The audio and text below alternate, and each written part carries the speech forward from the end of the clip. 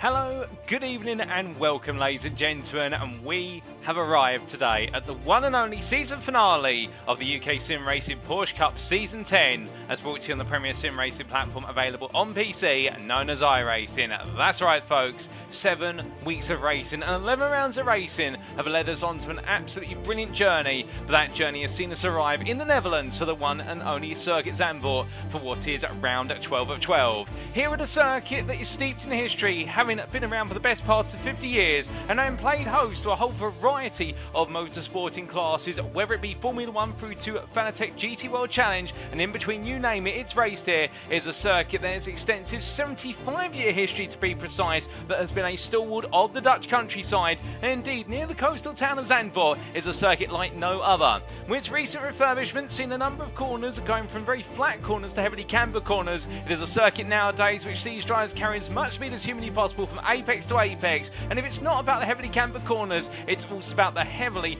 combined together sections of corners, which lead to an absolutely scintillating sweeping set of corner sequences to absolutely get the heart pounding and make it an absolutely relentless circuit for drivers. But as the drivers get ready to go racing today in our season finale, they're going to need to find the right balance between consistency and attacking pace if they want to come away out on top here, given the fact that this circuit's absolutely relentless and it doesn't take prisoners when it comes to mistakes. But who exactly will be the ones to keep calm and cool? Who will become our champions? Well, that's what we're here to find out today as we welcome you to this live broadcast from Circuit Side, available on the official UKSimRacing media platforms, of course. Firstly, we could be saying hello to you guys and girls on Twitch, and in particular at twitch.tv/UKSimRacing. We say hello to you guys and girls there, including Matty Helenas there, number 2, and absolutely excited to be tuning into that. I can see the emojis in there from Matty. And well, if you're not tuning on Twitch, you could also be tuning in by the official UKSimRacing YouTube channel, and that is at youtube.com, and search for UKSR or UKSimRacing, and welcome to you guys and girls on YouTube. But either platform you tune in by, you're going to be for all the racing action live from the Circuit Side with myself in the quarantine booth. And allow me to introduce myself. My name is Paul Walsh, also known as TX11 or Britain as bit, depending what media you follow me on. And well, it's an absolute blast to bring you the season finale here, and what a season it has been. And well, let's take a look back at that championship calendar and where we've been over the course of the last 7 weeks, 8 come the end of today.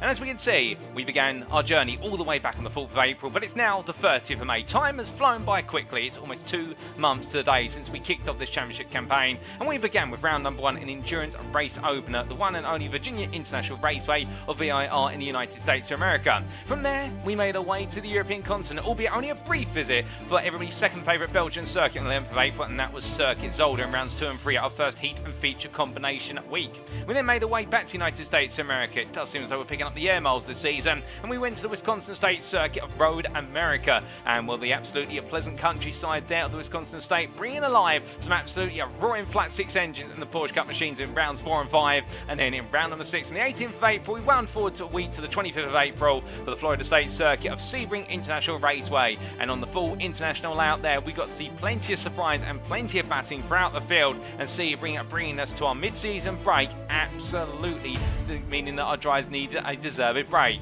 But after refreshing, they made their way back out to the circuit on the 9th of May of 2024, this year of course, for the Circuit de Spa-Francorchamps, and everybody's favourite Belgian circuit, with the upcoming 24 hours of Spa later this year of course, and indeed plenty of racing going on there, both in the real world and also the simulator. And it was in the simulator that we got things back underway with rounds 7 and 8, and well, what a heat and feature combination pair it was before we made our way to neighbouring Germany on the 16th of May for the one and only Nürburgring combined layout. And there in our endurance race special, indeed we've had 2 endurance race rounds, both 45-minute races. Well, the Nürburgring, we go 15 minutes longer. We go a full hour of the legendary Green Hell circuit, and there it was hell in heaven for others. And indeed, as our drivers roared the way on around, it was all about keeping cool and keeping consistent. And last time out on the 23rd of May, for the first time ever in the UKSimRacing Porsche Cup's history, we made our way to the Italian circuit of the Autodromo Internazionale del Mugello. And there at the Mugello circuit, we got to see some brilliant racing action over our heat and feature combination rounds, and indeed many a star out of the circuit there and managing the sweeping corner sequences, the medium to high speed corners for the most part, and also the ability to go 2 wide over the majority, if not all of the lap. And we are now brought here today for round 12 of 12. We're at the very bottom of our calendar for Circuit Zandvoort. We're going into today, of course, the big questions you may be asking: what about those championship standings? And indeed, we've still got 2 championships that do need to be wrapped up, and we start off with perhaps the biggest one. It is the Gold Drivers' Championship, and here today we could be seeing history whichever way it goes, because after 11 of 12 rounds, Patrik Thomsen has found his way way back to the top, albeit only by 2 points for drop score accounted for ahead of what is Philip Hammer. Indeed, these two incredibly close, and the last time Patrik Thomsen led this championship was after round number 1. That's how long it's been since the Apex Racing Academy driver has led the way. And Philip Hammer, 4-time gold champion, going for his 5th title, whereas Thomsen is going for his 1st ever title. Well, both drivers there looking to set records in their personal books, and Hammer looking to extend his unbroken record with regards to gold championship wins. But which of the two will it be? Because both of them are incredibly consistent. Both of them are absolutely ferocious on pace, and there's nothing separating the two of them apart from 2 points, and those can be overhauled very quickly when you imagine that 40 points are up for grabs today over a single race on the schedule. More on that in due course. Meanwhile in P3, don't forget about our New Zealander Corey Lazarus, the Blackout OPR driver, a bit of 15 points behind, but to be fair, whilst he is a significant degree behind, he could still potentially have an outside chance of taking this championship. But more importantly for him, I think the key thought process will be here for Lazarus. Just keep your cool, carry on and see what he can bring home, and even if he doesn't take the championship, he'd love to take a win in this finale and show his credentials for what could be a championship winning campaign in season 11. Meanwhile, P4, Dan Sedgley for Olympus Esports Titan. We're not going to be seeing any Olympus Esports drivers on the grid today due to the fact that all attending the Nürburgring 24 hours in real life, and I believe they've made their way to the camping site, or indeed their bed of breakfast as of today. But I believe they're all tuning in, and I hope they're all doing well, including Dan, and he's on 180 points. And meanwhile, Ryan Walker, the last driver now inside that top 5, the satellite racing driver. Now he's got it all to play for to fend off Olympus Esports Titans at David van der Waals, but more effectively also Emil Coombs, we won't be seeing today, given the fact he's also at the Nürburgring 24 hour. Nor for what is Tim Darracott, both the Effect Simulations drivers, I do believe, are both on a trip to the Nürburgring, and therefore Carl Felvers also in P9 there on 112 points. It does mean that Ryan Walker has effectively sealed the deal in P5. He's just got to bring up the car home. Then in P10, it's James Parker for ATEC Racing on 81 points. Indeed, a challenging season for Parker, of course, a multi-time champion in the gold class, but not to be this season indeed. And outside the top 10 at Matt Strand, P11, a further 5 points behind on 76 points, within 58 to Bruno Batica, ahead of Afonso Souto, and Adam Tiger completes your gold championship standings. So it is really all about the top 2 and how Corey Lazarus can potentially also sandwich his way into that mix. But outside of the gold championship standings, let's come to the silver class. And well, last time out, given the fact it was effectively the season finale for our 2 major belligerents, Connor Craven and David Bigelite both not on the grid today, and well, we wish them all the best in their personal endeavours. I do believe Connor is at Nürburgring 24 hour getting set for it, and David Bigelite, meanwhile, not 100% today, but still, in terms of that being available, but I believe he might still be tuning in the privateer. But the Olympus Esports Vulcan driver has taken the crown effectively, as we can see that after drop scores are applied, he has taken it by the best part of which 11 points over David Bigelite. They were absolutely inseparable by a single point over the course of this season, but once the drop scores are accounted for, that gap is widened to 11 points. Joel Duton, meanwhile, in P3, he is the man everybody's going to be watching today, because in the silver class, it really is a power vacuum in this season finale. 40 points are up for grabs, and nobody outside of the top 2 and 1 win from Danny Weston all the way down there in P9. Nobody else has picked up a win in the silver class this season. It is a crazy statistic to think that over the course of the 11 rounds of racing so far, only 3 drivers have taken the wins, and one of those drivers has only taken one of them as far as Franklin-Shans, and of course that was Weston. But otherwise it has been practically equal split between Craven and Bigelite, and Joel Duton therefore finds himself leading the way for the 3rd place spot by the best part of what is 24 points of the wrong stuff. But he's got the ATEC Racing signed pair of Sean Dobie and Alistair Pollock both chasing after him, and then we also have Paul Halliday for no pointers in the mix, and Craig Shield a whole 40 points behind, but he could overhaul it if he picks up the perfect result and Duton's not to finish the race and picks up a big 0. So therefore it's going to be 5 drivers chasing down the 3rd place spot, and it's Joel Duton who is the favourite, and we're going to see plenty of fight in between. I do believe they're all expected to be on the grid today as well, which is going to be making it absolutely exciting.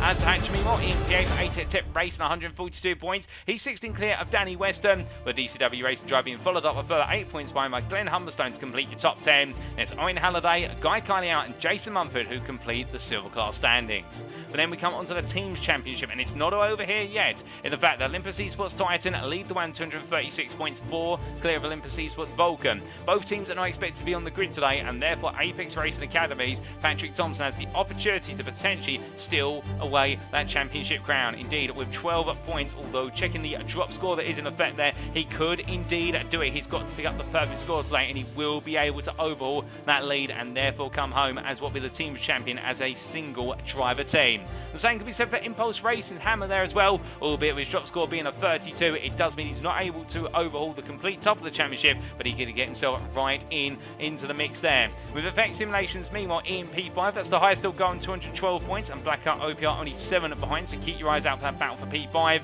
with 8 Racing, Satellite Racing, 8 Racing Sign, and Racing Lab Esports completing your top 10, and more the key point being here from P7 all the way through to P9. Well, here's the best part there, where it's 42 points, and therefore we could see that battle for P7 between the two 8 Racing teams sandwiching Satellite Racing. That could definitely explode onto our screens over the course of our racing. Meanwhile, Racing Lab Esports, 2 points clear of the wrong stuff, and therefore those two teams will be going toe-to-toe for the final spot inside the top 10 when all is said and done today, with ECW Racing and the No Pointers and the Old Duplicate Cars, or ODC, completing the team's championship standings.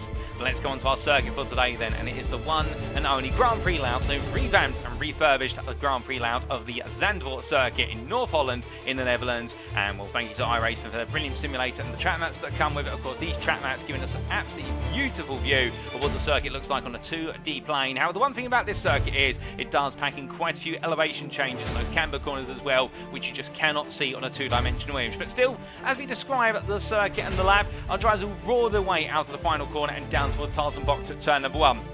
They'll find that it's all about carrying speed for the low speed hairpin, and as they make their way for the right-hander, it's then uphill through turn number 2, and then the sweeping right-hander then into Hugenholz's box at turn number 3. With the camber on the corner, you want to go as wide as possible into turn 3 and stay absolutely high and drive that inside apex, and if you get it right, you'll then make your way in the charging run, ripping your way downhill through turn number 4 into 5 and uphill into turn 6 to make your way into Shivalak at turn number 7, and through the downhill of camber right-hander you'll go, and making your way up the crest in towards turns 8 to 9. At Masters Box, the right-hander at turn number 8, it's all about nailing the apex curve, but take too much, you'll understeer wide onto the gravel. Take too little and you'll lose the lap time. But as our drivers make the way out of there and into box 9 or turn 9, the right-hander there absolutely tight to the apex, all about an incredibly late apex there, but no major brake mark. It's all about muscle memory as well. And then coming out of the right-hander, a similar corner at cm.com box at turn number 10, it's all going to be about nailing that late apex for the short run in towards the hands chicane. As our drivers make the way into the right and to left, it's a jagged right-angled right-hand corner, followed up by much more gentle sweeping at left-hander at turn number 12.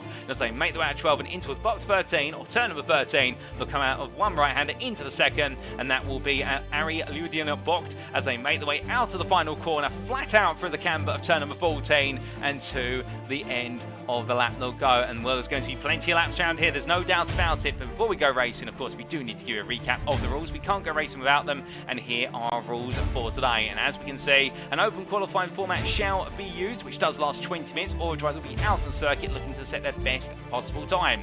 Now, as for the race itself, the maximum pints fuel load has been restricted to 30 litres, and therefore that will mandate at least one, if not two, pit stops over the course of the race. But it's up to our drivers, because there are no mandatory pit stop requirements in this race. So they choose to take tyres or change fuel, that's entirely up to them. On top of that as well, the race shall commence by a standing start, as is the tradition of the UKSimRacing Porsche Cup, and the endurance race grid will be set based on the results of qualifying. That's a given. Driver penalties may be awarded if a driver picks up 24 more instant points, and well, with regards to the points awarded, it's the standard 40 points as a combination of the traditional heat and feature points format. That's enough rules, regulation, everything between. You're all here for the racing, and so away. As we look to circuit side, here's your schedule for today. Times in British Summer Time, that's BST, or Universal Coordinated Time +1, UTC +1, and in approximately what will be 20 seconds time, we're going into our qualifying session, 20 minutes in duration, and after that we'll be taking a brief breather before heading to the grid at just after 20 past 8 for our final 45-minute endurance race of the season, ladies and gentlemen. An ambient temperature 90 degrees centigrade, a track temperature currently in the region of 31 degrees centigrade. Well, it's definitely warm out there, but not too hot. But who's going to be feeling hot under the collar? Well, we'll find that out immediately when we do go into qualifying. As Alistair Pod there losing the rear, coming out of what was turn, I do believe, turn number 9 in towards 10, and we'll be wanting to get that out the way before he does go into qualifying, because the checker flag comes out on the final practice session, ladies and gentlemen, and it does mean now that we are good to go. And well, as we head into the qualifying session, well, right now we do have what is the best part, I do believe, of 10 drivers in attendance.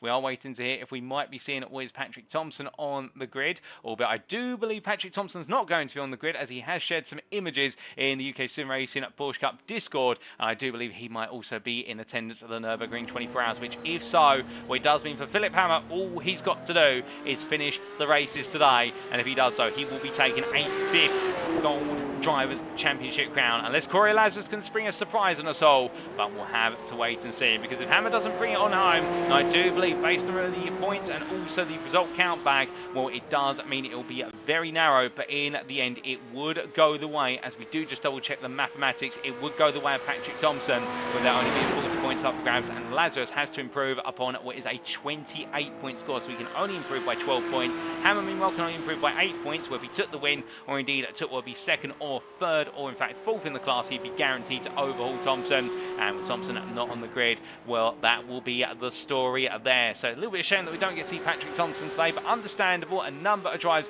did mention when we did build up to this season the fact that they wouldn't be able to make the season finale, and that's why the season finale for this season, the UKSimRacing Porsche Cup, is undroppable, because of the fact so many drivers were due to make their way to the Nürburgring 24 hours in real life, and therefore it'd be unfair to them if they couldn't drop this round versus those who are able to make it today.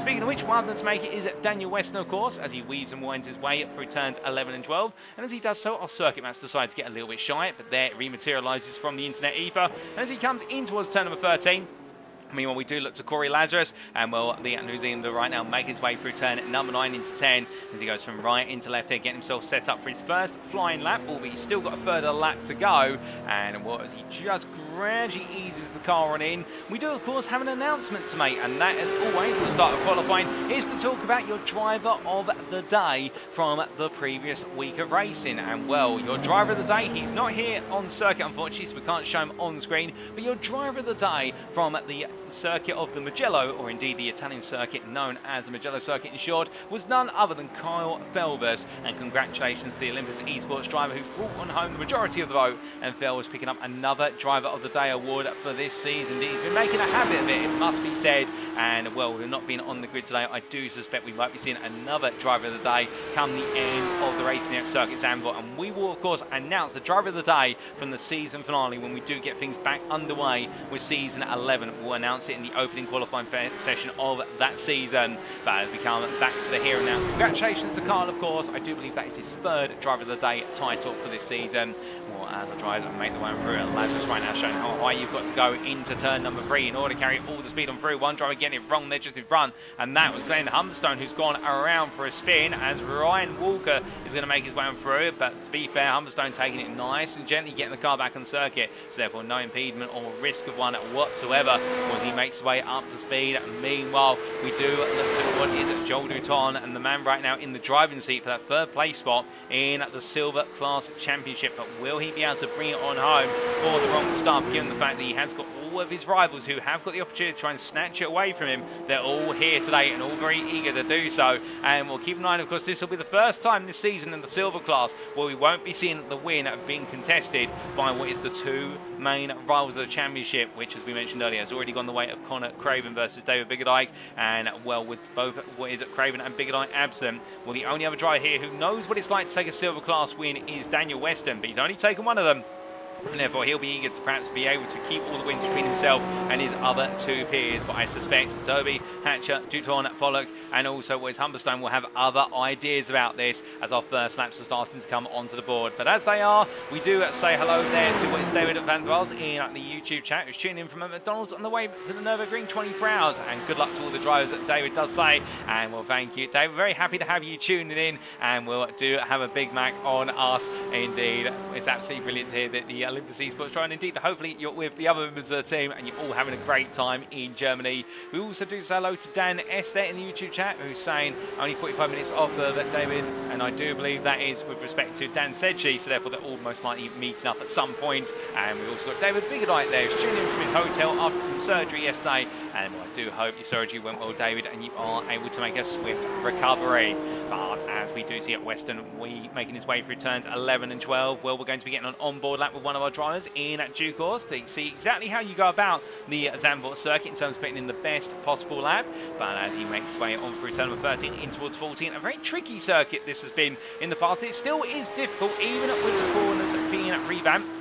You can see the scale of the camber there through turn number 14. And really the idea now is that this circuit has gone from a very technical circuit, which is focused around trying to maintain speed, into a circuit where it's all about now effectively being able to carry the maximum possible speed through the corner and return to power as soon as possible. So it's more of a confidence circuit now with a huge technical twist on it, rather than just being the ultimate technical challenge of the era prior to what was 2021, if my memory serves me correctly, when the refurbishments did occur. But as we look to Corey Lazarus, he makes his way through the final corner. This is going to be a quick lap on the Blackout OPR driver to take on Matt Strand, of course, currently the fastest time of 36.590. What's Lazarus going to put on the board? Well, it's going to be a 35.9 to be exactly precise, 7/10 faster than Matt Strand. A lovely lap there from the Blackout OPR driver, and will definitely the favourite today to take victory, it would seem, if we don't see Philip Hammer on the grid, and currently not out there. And we'll have to wait and see, but indeed this could be a twist. If so, albeit Hammer might be opting just to start from the pit lane potentially, but we'll keep you informed of that as we go. But Hammer is in the lobby,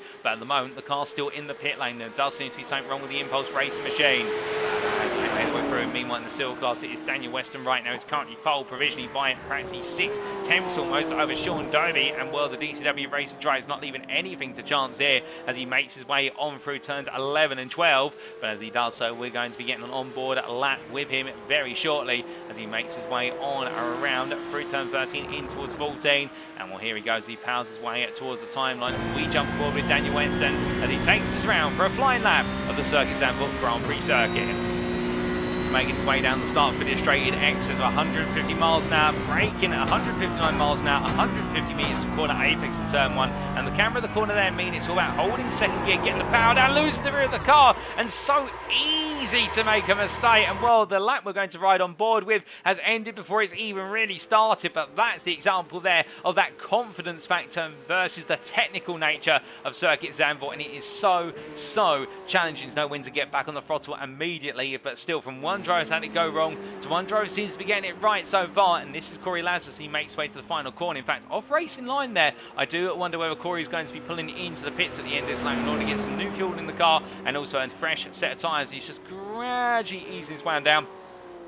And in the end, in fact, just taking it nice and easy. And, well, perhaps he's going to practice a race start here. Just got to be careful of the fact that he's on a live circuit. But taking it nice and slow as he makes his way on down. So, therefore, I think Lazarus deciding to cool off and perhaps just seeing if there's something that can be done on the car. Perhaps speaking to the team on the radio. But as he makes his way on along, meanwhile, Matt Strand here just alongside him. And, well, the racing over Esports Australia. We haven't seen him on the grid for the last couple of weeks. It's good to see him back on the grid, the Norwegian driver for this season finale. And as we well as drives, of course, your silver champion in season 9, promoted to the gold class at the start of this season, and really has been a season all about learning. I think his only target he set himself is to see how high and how close he can get to his gold class peers. And he's had some good battles in the early half of the season, no doubt about it, but now back on the grid today, and he might find the gold class is a little bit depleted, but still he's not going to be depleted of a rival to play with, and the fact that Satellite Racing's Ryan Walker is only half a tenth faster at the moment. If the two stay as they are, well, I wouldn't be surprised if we get to see quite a back and forth battle between them,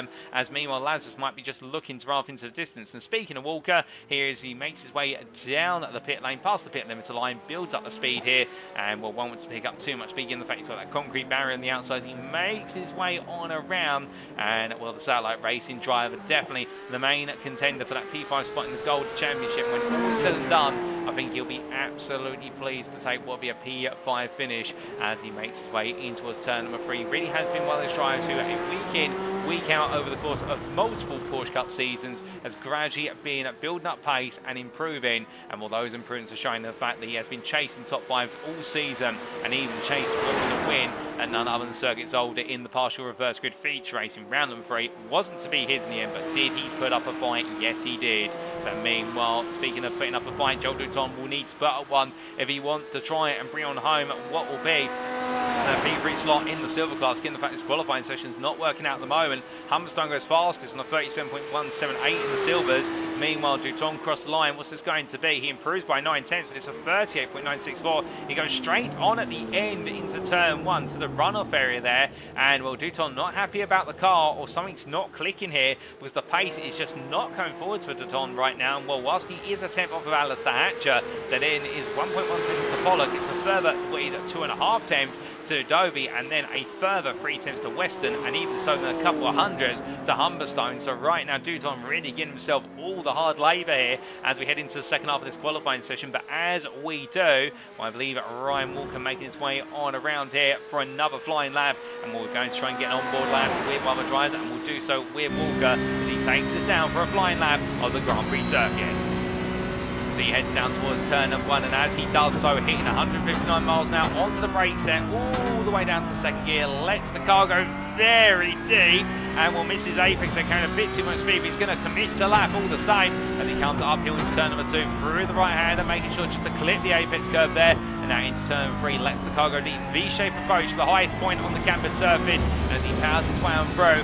Now in towards turns 4, 5 and 6 he goes, flat out here, down through 4, in towards 5, into the uphill left-hander, now into the right-hander, over the crest, and immediately position the car to the left-hand side, onto the brake, drop a gear, down to 4th gear, in towards turn number 7, hold the gear, hold it, build the throttle up, and as he exits, lovely run there from Walker as he heads into turn number 8, into the right-hander, and missing the apex curve there, and what I think steering clear of it, perhaps a bit conscious of hitting it, unsettled the car, in towards turn number 10 he goes, decides to let the car go nice and neat, the exact line you want, green over to the right-hand side now for turn number 10, that was 9 previously, we'll correct our number in there, as he does so second gear as he comes past the apex, now flat out all the way up towards the hairpin at the chicane, with the hairpin at the end of it as he heads up towards 11, and then it'll be 12 as he goes into the brakes at turn 11, braking the start of the entry curve on the left hand side, 150 metres, mounts the curve, now into the effective hairpin, ends the chicane if you will, as he comes on through in second gear, and now over towards left hand side he'll go to open up turn number 13, or box 13 as it's known, through the right hander, conventional corner, and now here, hold of the gas, ladies and gentlemen, roller coaster ride,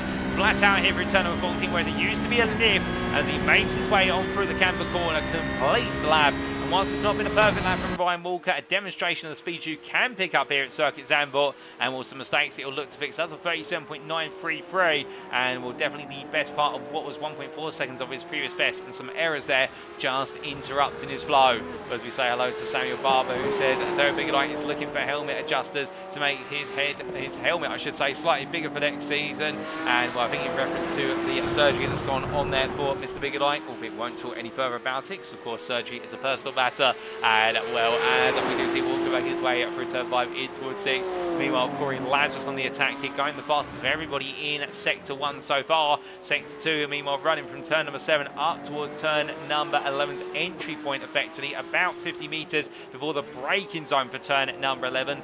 So as he comes on through here, keeping it nice and fluid, out of 9 through 10, up towards 11 he goes, and Lazarus right now absolutely on the run all the way towards the braking zone here, and as he does, goes purple in the second sector as well. So I think we're going to be looking at another 35 from Lazarus if he nails this final sector. But just how quick is it going to be, because Strand has brought the gap down to 4 attempts. So Strand in fact coming on quite nicely in the latter half of this qualifying session, as Lazarus makes his way through 13 in towards 14, going through the right hander, and as he does so, keeps it nice and low and then lets the car be shot out wide as he makes his way down towards the start finish line. And as he does so, the lap is going to be, oh goodness me, it's a 4 attempts improvement. It's a 35.545. A lovely lap there from Lazarus, and with that I think that will cement his status as being your pole sitter, albeit currently provisional, with the best part of 6.5 minutes plus the final laps to go. But I don't know how much Matt Strand has got left in the tank, as meanwhile in the silver class we are still waiting both Glenn Humberstone and Daniel Weston a bit late.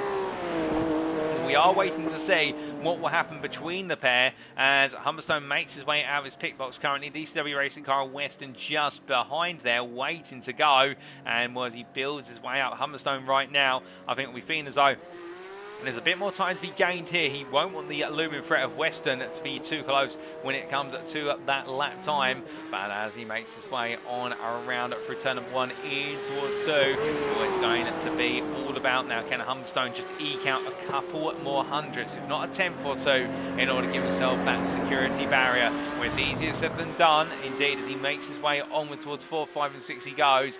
But as he does so, making his way on around, he he charged his way in towards turn at number 7. Meanwhile, elsewhere, no sign at the moment of Philip Hammer and no further improvements from Joel Dutton. So therefore, it's not looking good for what is Dutton, the Luxembourgish driver. And as for Hammer, well, if he is going to be on the grid, he'll be starting from the back of the grid at this rate, but I suspect he won't mind what will be a last to first change and the right to go chasing after the likes of Walker, Strand and Lazarus after he has cleared all of the fellow silver competitors. And we can always add a little bit of spice and variety to the grid when you do have a driver, a very highly talented driver, our position starting from towards the very back. But as we do look to Humberstone right now, really the story of the season at Humberstone has been quite an interesting one in the fact that on paper, the average qualifying pace of Glenn Humberstone has been very hit or miss. When he has been in form, he has been the fastest out there in qualifying in the silver class, and by the best part of a tenth or two in most cases. Indeed, we only have to look back to that pole lap at Spa-Francorchamps to see just how strong Humberstone's pace is. How when it's gone wrong, it's gone so very wrong, and indeed it hasn't worked out. And I think this has been one of those seasons for the iRacing driver where he's had all the will, he's had all the want and all the desire to be silver champion, and he's shown signs of what he can do, but the problem is Lady Luck has just never let him have that chance. And therefore I think today for him it's all going to be about trying to end the season on a win, and in doing so give himself all the mental momentum he needs to go into season 11 feeling as though, you know what, it's then his chance to shine. And with, I suspect, if Conor Craven is back in the grid for season 11, we do hope he is, I suspect he may be promoted to the gold class given his performances. I'm not quite sure where Dave Bigelite will move to the gold class. He may do. We'll have to wait and see what's in the hands of the UKSimRacing administrators and organisers, or that could leave a void, and that void I think Glenn would love to fill, but at the same time I wouldn't be surprised if Daniel Weston also has his sights snapped. Weston is out there as well, currently on an out lap and going on to another flying lap with 3.5 minutes left on the clock, so it's going to be a shootout of the silvers here. And keeping in mind that Sean Dobie is only 3 tenths behind, could the iRacing sign driver spring a potential surprise versus the DCW Racing driver? Well, we'll have to see as here goes Weston out 1, in towards 2 he goes, and well, he makes his way through the right-hander in towards turn 3. A little bit offline there, you'll notice the car just stepping a bit deep on the apex, missing the apex curve by a small margin, about the best part of 5 to 10% off his normal line, and therefore for Weston that will cost him a little bit of speed into turn number 3, and therefore he may have lost a tenth as a result of that plainly. But as he comes on through what is turn number 7, I can see that David Bigelite in the YouTube chat saying don't come up with silly ideas, only 1 promotion spot to gold. And well, I do believe it is definitely a promotion for whoever is your silver champion. And well, indeed my memory may be getting a little bit vague if it is just the 1 promotion and nobody else is considered in that. And well, that's absolutely fair as well, because it does make sense. If you are the champion in the lower class, you should have every right to be promoted in order to raise your challenge ever further. But we'll have to wait to see what season 11's class classifications have in store. But meanwhile, we have a class of what is a 10-car grid here, and indeed we've got some very classy drivers out there right now competing for the spoils in this qualifying session. And we'll continue to focus on Daniel Weston as he makes his way in towards turn number 13, knowing that he's got, after this lap, 2 more laps available to him roughly. He may have to just creep across line on the next lap to squeeze in 1 more if he's got the fuel to do so. But Alistair Pollock comes past my commentary booth window. He moves up to P6. He does gain 4 tenths on his previous best now, 37.45 cents to get ahead of what is Sean Dobie. Western cross line does not improve for the time being, but goes on to what will be his penultimate qualifying lap. Glenn Humberstone, meanwhile, is improving. Personal best in sector 1, and well, the iRacing driver, as he makes his way on out of what is turn number 10 up towards 11-12 he goes. Well, right now with Matt Strand just in front of him, he won't really be getting a distant toe here given the fact that Strand is about 2.4 to 2.5 seconds up the road ahead based on the timing data we have available. So therefore I think Humberstone, he'll just use Strand as a bit of a pace car but not be worried about picking up the toe. Of course, he'd love to pick up the toe coming out of turn 13. This is where you want a slipstream if you're going to try and improve your lap and gain a tenth or 2, given that will take you all the way through onto the start finish line straight with a maximum speed. And we've already seen our drivers hit 159 miles now in the braking zone into turn 1. We imagine if you hit the 160, 161 by that through the tyre, that'd be beneficial. But Humberstone cross line and improves to 37.080. So he does put an effective 10th between himself and Weston. Of course, Humberstone is now going on to his final qualifying lap. Weston has an advantage here, which is if he manages to bring this lap home and not make any mistakes, he will have one more lap available to him. The car will be in its lightest trim. Also, he will be one of the very last drivers to go onto a qualifying lap, and that will give him the circuit in its most rubbered form. And in terms of the circuit condition at the moment, we can bring up the weather on the right side of your screen. As you can see, ambient temperature stayed at 19 degrees centigrade, but track temperature has actually fallen since the start of the qualifying session from 31 to 27 degrees centigrade. We had a lot of cloud come over the circuit over the course of qualifying, and that could inherently lead to some slightly better lap times. But Weston into the pits, he doesn't think he can improve any further, and Daniel Weston's qualifying session is over. And well, he does decide that Humberstone's done enough to outfox him, and well, with that we'll have to wait to see if anyone else is able to spring a late charge. The clock strikes 20 minutes, the checker flag does wave, as we can see there, and well, it's going to be Alistair who crosses the line. What can he do? He stays at P8. Meanwhile, Ryan Walker in towards the line. He's in a bit of a hunt versus Strand on a personal best in sectors 1 and 2. Doesn't improve in sector 3, but how much of a change is it for Walker? He does improve. He misses out on the front row by 7 thousandths versus Matt Strand. A brilliant qualifying battle between them for the second place spot. And meanwhile, Glenn Humberstone will be your final drive to come through. Strand is out there, but not improving, so I suspect he'll defect to the pit lane. But meanwhile, Humberstone coming to the line. He wants to improve a little bit further, and he wants to seal the deal for the silver pole position, and he does exactly that for 36.814. He takes silver pole in P4. But meanwhile, the man of this qualifying session, Corey Lazarus, with pole position of 35.383. And whilst there is a noticeable absence of a number of major competitors on this grid, still at the same time as well, Lazarus in the class who's on at the top of the field. But the battle for P2, Strand taking that by 7 thousandths to the letter, with Walker there just missing out on the front row start. Glenn Humberstone will join him on that second row. P4 is your silver pole sitter, shaking from side to side. He's happy. He knows he's done enough by 4 tenths almost over Daniel Weston. But look at that, from Alistair Pollock through to Joel Douton, 1.5 seconds, and not in the favour of Douton as we get ready to go to the race. But before we do, of course, and in fact we are going to head straight to the grid, ladies and gentlemen, let's not get ahead of ourselves, and this is how our drivers will line up for what is our season finale, round 12 of 12 in the UKSimRacing Porsche Cup Season 10. It's Corey Lazarus who takes pole position for the final time this season for Blackout OPR. He is joined on the front row by none other than Matt Strand for Racing Lab Esports, who takes his first ever front row start in the UKSimRacing Porsche Cup. Ryan Walker starts P3 for Satellite Racing. That's where the gold class ends for a time, with then your silver pole sitter starting P4 of ATEC Tech Racing's Glenn Humberstone. Daniel Weston starts P5 for DCW Racing on third row of the grid, joined by Alistair Pollock for ATEC Tech Racing Siam. And then on row number 4, it will be ATEC Tech Racing Siam Sean Dobie being joined by the sister team driver of Alistair Hatcher P8. And then in P9, a nightmare qualifying session. Here we starting from what will be the last of the qualifying time set, P9. The wrong stuff's Joel Douton, and starting last but not least, no lap time set, well, it could be your 5-time gold Drivers' Champion, Philip Hammer Impulse Racing. No qualifying time. We are curious, however, if there is a technical issue for the 60 driver, because if there is, and he can't be on this grid, and he can't make it to a checker flag, it would mean that the championship will go the way of none other than Patrik Thomsen, who would take his maiden championship crown by 2 points when all scores are accounted for. In fact, I do think his score would go up when the drop scores are reaccounted for and adjusted for, with what would be 0 scores for both drivers, but indeed it would go the way of Patrik Thomsen.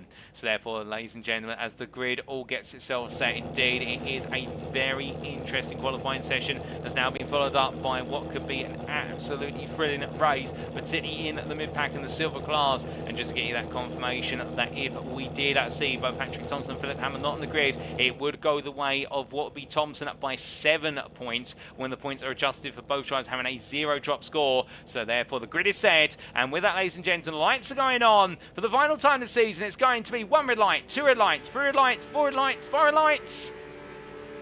And it's lights out, and away we go for the season finale. It's Corey Lazarus selects to get a good start, but Matt Strand gets just as good a start, and in fact it's a better run as they head towards the inside of turn 1. Strand's going to go for it here as they head onto the brakes. He's going to get his nose in. Meanwhile, Glenn Humberstone and to fend off Daniel Weston. Lazarus goes a bit wide. Strand gets the move done. Ryan Walker passes the season, goes around the other side, and well, in the end, Lazarus out of sorts. He now makes his way through 2 into 3 cold tyres, and being, I think, caught out by Strand, having an absolutely lethal launch off the line as they make on through. Strand deciding to take some grass tunes with him on the trip up towards turn number 7, but it's Matt Strand who leads Racing Lab Esports with Ryan Walker hot on his heels as they make the way through the S's, but as they do, behind me, Daniel Weston loses out versus Alistair Hatcher. A sensitive start for the DCW Racing driver, but I think he's wary of the fact there's a long way to go in this race and he doesn't need to do anything magical as the drivers make the way on through turn 7 in towards 8 they go. But as they do, you can already see the Concertina effect starting to build behind Alistair Hatcher as he tries to keep everyone behind him. And Glenn Humberstone looking to break away. Weston taking a peek there as we ride on board and look back from the rear of the second place silver driver of Hatcher and the 18th Racing Machine as he heads onto the brakes. Through the left he goes, gets a lovely late apex there, and that is going to force the best part of 5 tenths between himself and Daniel Weston as they make the way up towards turns 11 and 12. But as they do, well, right now Glenn Humberstone already 9 tenths clear and starting to inch away. And I think here right now Hatcher is going to become the proverbial cork in the bottle as everybody queues up behind him and looks to try and pop him out the way. Weston goes a bit wide, that's going to cause him to lose the rear of the car, and into the barrier he goes, hitting the tyre barrier, thankfully, not the metal barrier, and that will be a knock to the front of the car, but hopefully nothing too serious in terms of damage. But Weston falls to P9, and with the last of the runners, with Philip Hammer not making it to the grid. And well, meanwhile, ladies and gentlemen, we look to the front of the field, and after one lap, it is Matt Strand who leads, with Corey Lazarus up the inside of Ryan Walker for P2 into turn 1. Then it's Walker P3, followed by Glenn Humberstone, your silver leader P4, as the Pollock P5, Sean Dowie P6, Joel Duton P7, as in fact, oh goodness me, what on earth has happened here? As Daniel Weston's had to be towed to the pit. Meanwhile, car running wide there. That is, I believe, the car, unless I'm mistaken, of Alistair Hatcher that's taken a very inventive trip through what was turn number 1. And we'll try and understand what happened there very shortly. But Sean Dobie's had it go wrong. Joe Duton's up into P3 in the silver class. But I do wonder if there was a bit of an altercation between them, and therefore that's led to the situation. But as we continue to look at live pictures now, replays will be coming in shortly with regards to what is the opening lap launch, and also that instant into what was lap number 2.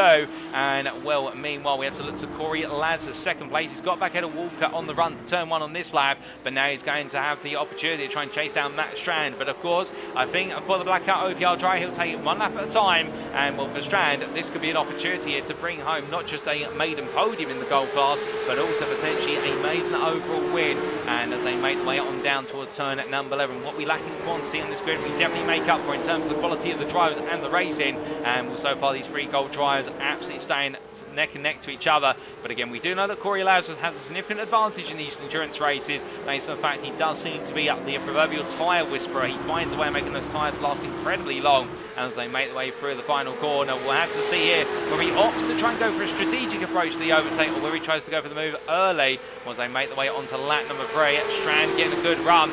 Lazarus pulling out the toe there for a brief moment, I think trying to get into Strand's head, trying to say to him, I'm going to go for the move, we have to figure that out. And in the end, getting very close there as fast as lap race goes to 36.698 in the form of Lazarus. Meanwhile, Ryan Walker now 1 second behind and being closed up to by Glenn Humberstone as they head on through into turn number 3 on this 3rd tour of the circuit in the race conditions.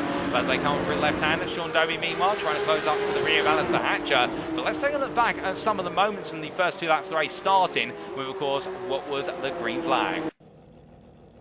And as we ride on board here with Matt Strand, you'll get to see what's an absolutely brilliant launch of the line from the Racing Lab Esports driver as he did go racing. And well, as he got the revs up there, lights were going on. And you can see that the Cole rolling forward very nice. He absolutely nailed the start in his biting point. And Lazarus getting a good start as well, but Strand just out-edged him practically. Spot on when the lights went, and Strand up the inside. And for Lazarus at that point, I think surprised by the fact he had a car in his inside so quickly, Ryan Walker sweeping to the other side. Great cat-like reflexes there for Ryan Walker. And that's how the 2 gold drivers make the way past the gold pier. But then later on in the lap, we did have that incident for Daniel Weston. What exactly happened? Well, this was when he was in the barrier, so that's when it all went wrong. But the question we want to know the answer to is what led to him having it go wrong in the first place. And well, this was under braking into what was, I do believe there, well, that is in fact turn number 3, so this was earlier on in the lap. Indeed, we've wound the clock a little bit further, too far back, but that was him battling his way on past what was that, I do believe, none other than Glenn Humberstone.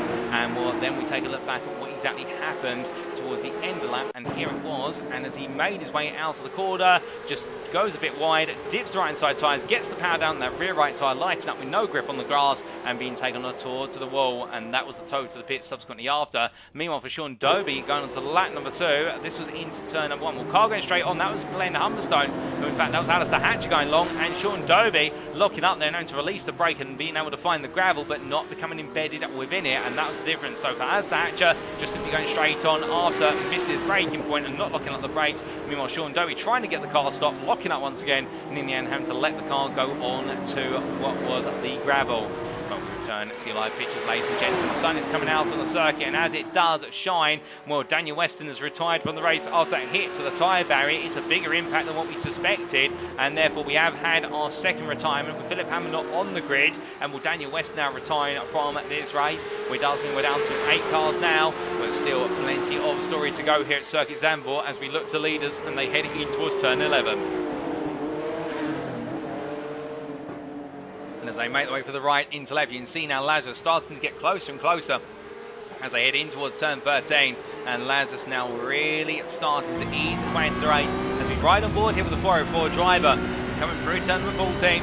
He'll pick up the tow here as he makes his way on out, but this can also be an indicator if any driver's running a little bit more rear wing compared to the other. In fact, we see a driver gain monstrously on the other in the tow. Alternatively, the leader of the pack, not in the tow, is able to make that gap stay open. It doesn't come down as rapidly as we normally expect, and therefore that can be signs of different aero balances on the car. But there you see Lazarus getting the better exit out of turn 1, but it's all for naught when you have a driver in front of you, and this Circuit Zandvoort track quite narrow at certain locations. That means you have to be picky with overtakes, and interesting there to see Lazarus dropping the car down out of turn 3 a little bit earlier in order to try and get the momentum up the run into 4.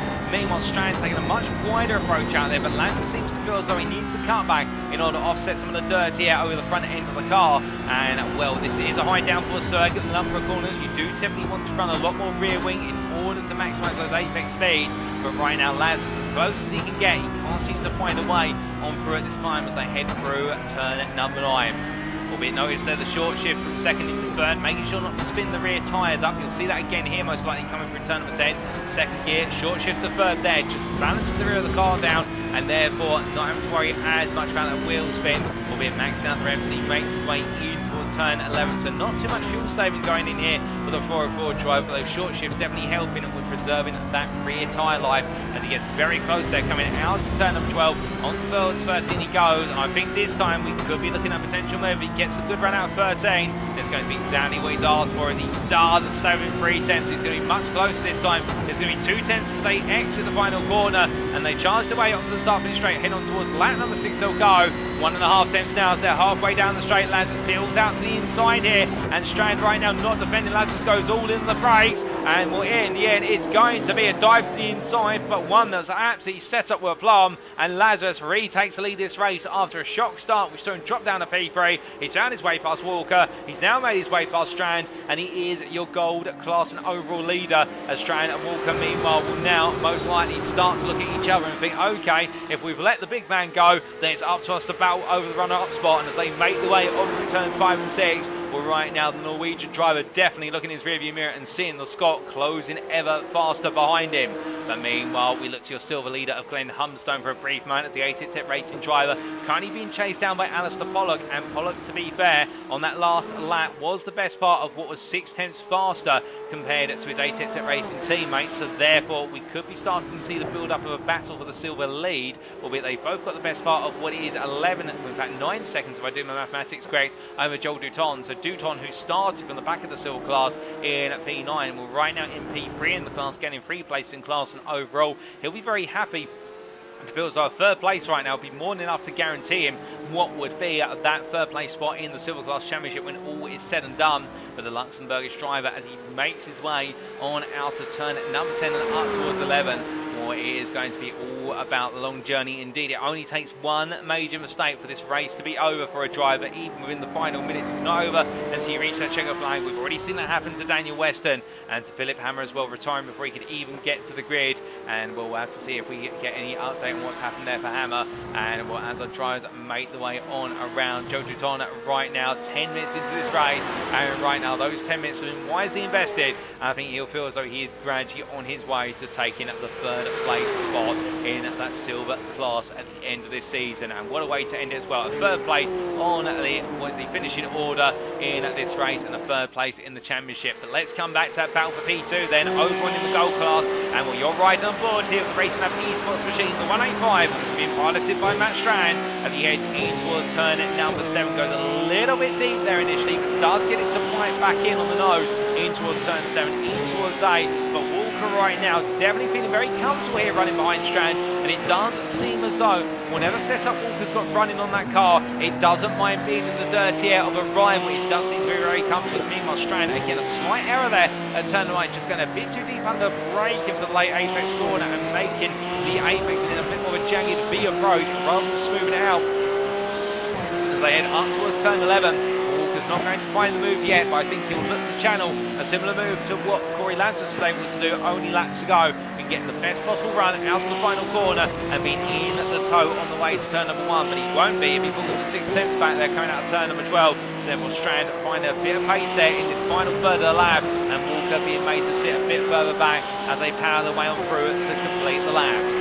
Elsewhere, however, story change in terms of positions as we do look at the wonderful camera shot here as they make the way underneath the gantry billboard and up towards turn number 1. And Strand there holding Walker at bay for now. And the story we always talk about is that Sean Dobie has dropped down to P8. He's dropped down to P8 from what was, I do believe, P7, and well, it's through an off track. This is the code for the ATEC Racing sign driver, but how exactly did it happen? Here's the replay.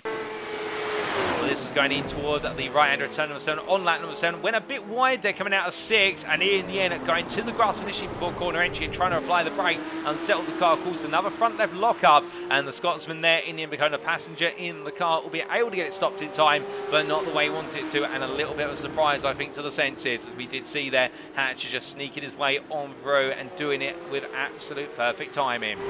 But meanwhile, we return to your live pictures, and as our drivers make the way on towards what will be turn 6 and 7 this time, Dobie now on the hunt. He is the faster of the two of them compared to Hatcher in the fact their fastest laps, well, Dobie was 6 tenths faster, and on average over the last couple of laps Dobie was the faster driver, was opening up a gap, but that mistake causing all that gap to come crashing down. It's so easy to make an error here at Zandvoort. Indeed, it's why it's a very popular circuit in the fact that whilst overtaking is typically relegated to specific corners, the thing about the circuit is there's always that risk factor, particularly when you've got multiple corners where there are no actual braking markers. You have to have muscle memory. Turn 10, which you see our drivers going through, is an example of many a corner here with no brake markers. Also the same for turn 8, the same for turn number 9. Really, the whole middle sector is devoid of brake markers compared to the first and last sector, and that's where you have to be very inventive trying to figure out where you're going to try and create a marker, but also trying to get that muscle memory ingrained into your body. And as they make the way on past us here at turn number 12 in towards 13. Meanwhile, we do look to your leader here, Corey Lazarus, who after retaking the lead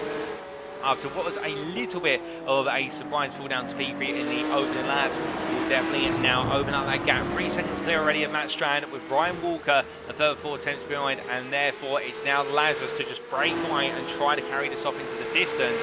As meanwhile, ladies and gentlemen, I'm hearing coming out the pit lane is Philip Hammer. So Hammer is here, and well, with that, as he makes his way down pit lane, he will be multiple laps behind, but to be fair, so long as he completes over half the race distance, which will be set by what will be your race winner at the checkered flag, and Hammer would be well on course to do so, given the fact that he has joined a quarter of the time into this race. Well, Hammer right now, so long as he brings the car home a 4th place in the gold class, I will double check to make sure with regards to all the points here, and indeed making sure that everything is correct, but I do believe it would be enough for Hammer to be able to take that championship crown, and in the end a surprise to be sure, and well, a welcome one if you're an Impulse Racing fan, and we could be seeing the dawn here of a 5-time gold champion. As I just double check my notes, it's 32 points for what would be an endurance class 4th place in terms of a classification of race, and therefore as we double check off screen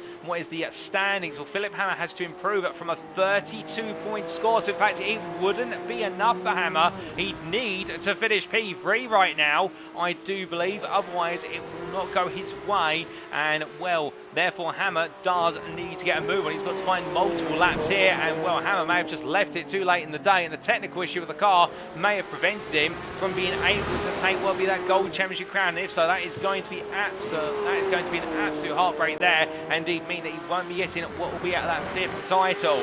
But as we do get that check to make sure that our understanding is correct, we believe we are correct in that regard, was he powers his way on down the start for the straight up towards what will be turn number 1 very shortly. And we're heading on towards the brakes, and as he does so, right now Hammer looking to be in control of this, no doubt about it. And well, in fact, so I do mathematics again, I think it is going to be enough by a single point. Well, I would hold the fault there, ladies and gentlemen. I do apologise. In fact, I'm not going to try and guesstimate how the points will sway.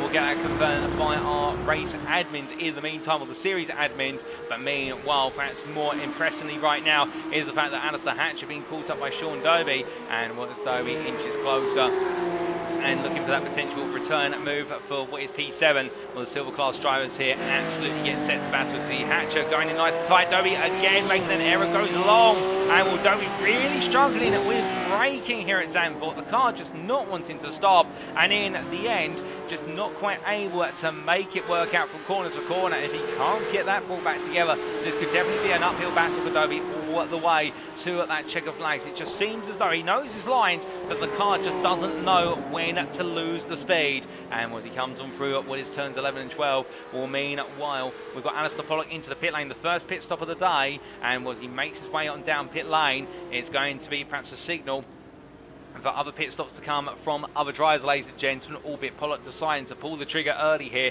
and perhaps play it safe on that 30-litre fuel tank.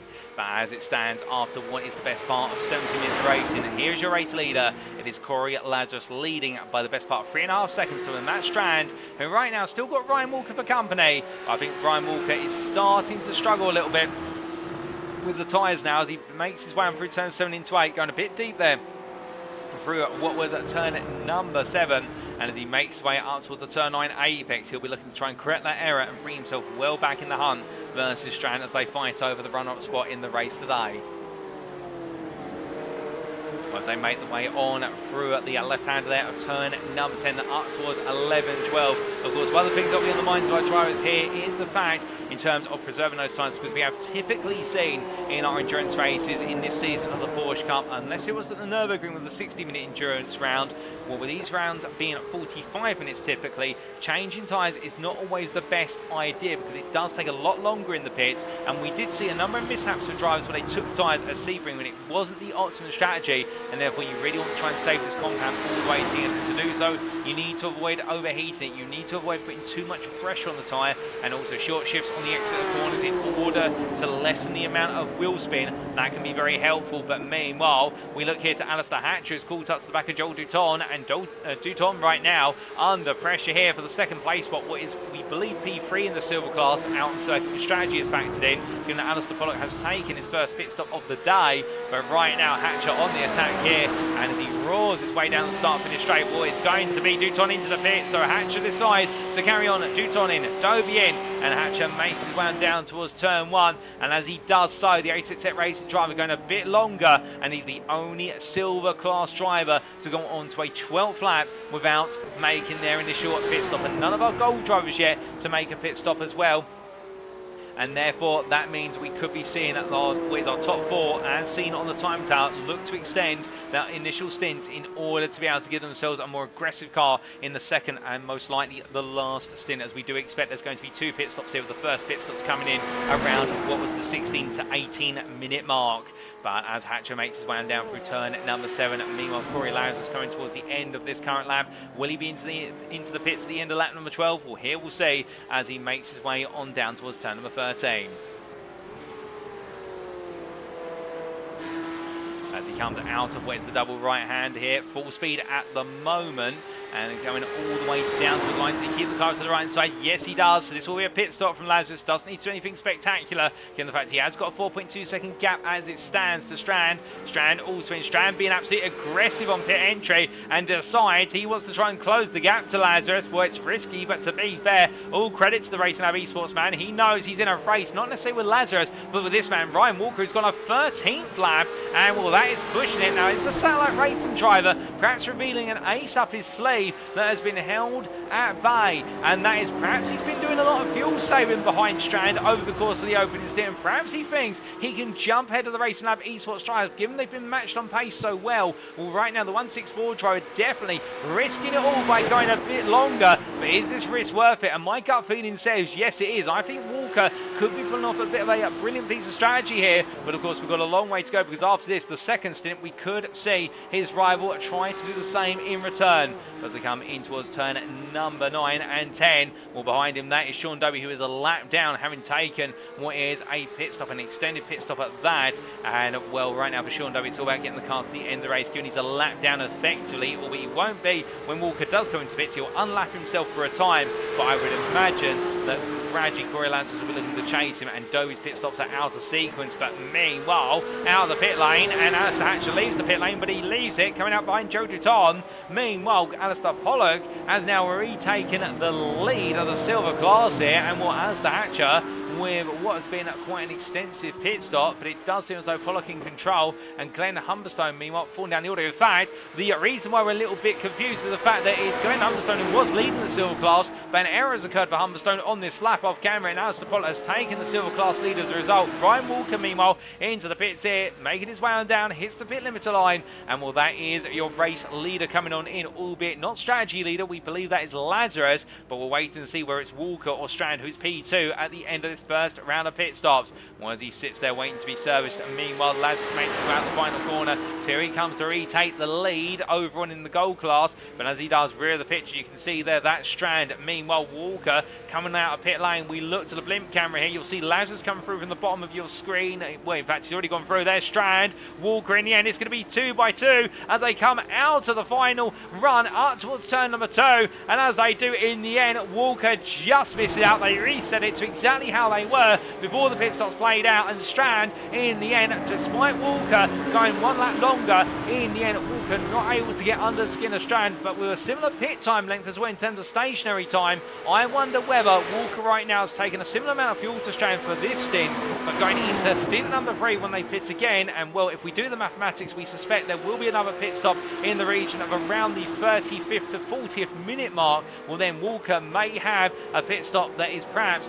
2 seconds shorter in terms of stationary time, because not as much fuel going in the car then, and that could be the difference, and that could be where Walker looks to make the gain. But of course, he's now got to stay close to Strand. He's got to stay in a second for the entirety of this middle stint in order to be able to enact that pressure and therefore be able to use the strategy to his advantage, and that in itself is now perhaps one of the most challenging things here.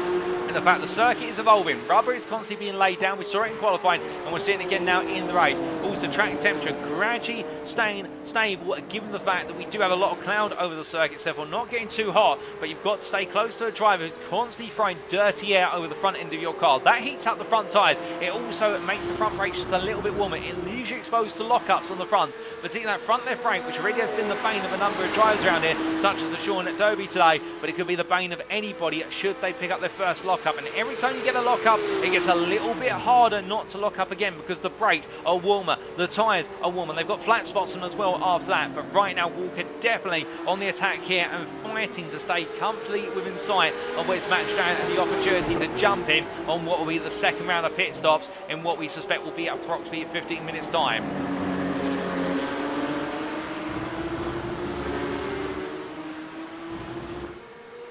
But as they make their way on through, and apologies for going slightly silent there, ladies and gentlemen, we're just checking in with race control with regards to the situation should Hammer come home in P4. And remember, Philip Hammer having started 8 laps down this race, joining in what was the 13th minute, and we are waiting for confirmation whether he just brings the car home in P4 in the gold class, which he is on track to do, whether that would mean he would be taken on home, what would be excuse me, the 5th Drivers' Championship crown of his UKSimRacing Porsche Cup campaign. And the more I run the maths past my mind, I do believe he would, but we are going to get it checked, ladies and gentlemen, and that's being managed right now by our series administrator, Roxanne Marshall, who's working furiously behind the scenes to crunch the numbers, but I do believe he would take it by a single point, given the fact there was a delta of 2 points between himself and Patrik Thomsen going into today, and will hammer with a 32-point drop score currently versus Thomsen's 29-point drop score. Both of them will take what will be a difference in results, but Hammer would immediately take a 32 from either this round or the one that's been dropped currently. Meanwhile, Thomsen would take a 0, and therefore in fact he would take 29 forward from what he'd be dropping this one as it's a 0, and therefore Hammer would take that crown by a single point as we understand it. But as I head on down and around, and we reach the halfway point of this race, let's give you a recap of the story so far and what is still lying in wait over the remainder of the race distance. So in our 26th minute of racing on lap number 16 here at the Circuit Zandvoort Grand Prix circuit in the Netherlands, Corey Lazarus leads after taking pole position, and it was a pole position that was open to him today, given the fact that Hammer wasn't able to make it into qualifying due to a technical issue with the car. So with that in mind, Lazarus set an absolutely brilliant pole lap. However, the brilliance stops there for a brief moment. A poor launch off the line compared to Matt Stroud, who had the best launch of everybody, and fell to P2, and coming out the first corner, running a bit wide in managing the battle with Stroud, and in the end Ryan Walker finding his way on through into P2 and Lazarus down to P3. But he battled his way past both of them over the course of the opening 10 minutes and now leads by a grand advantage of 5 seconds.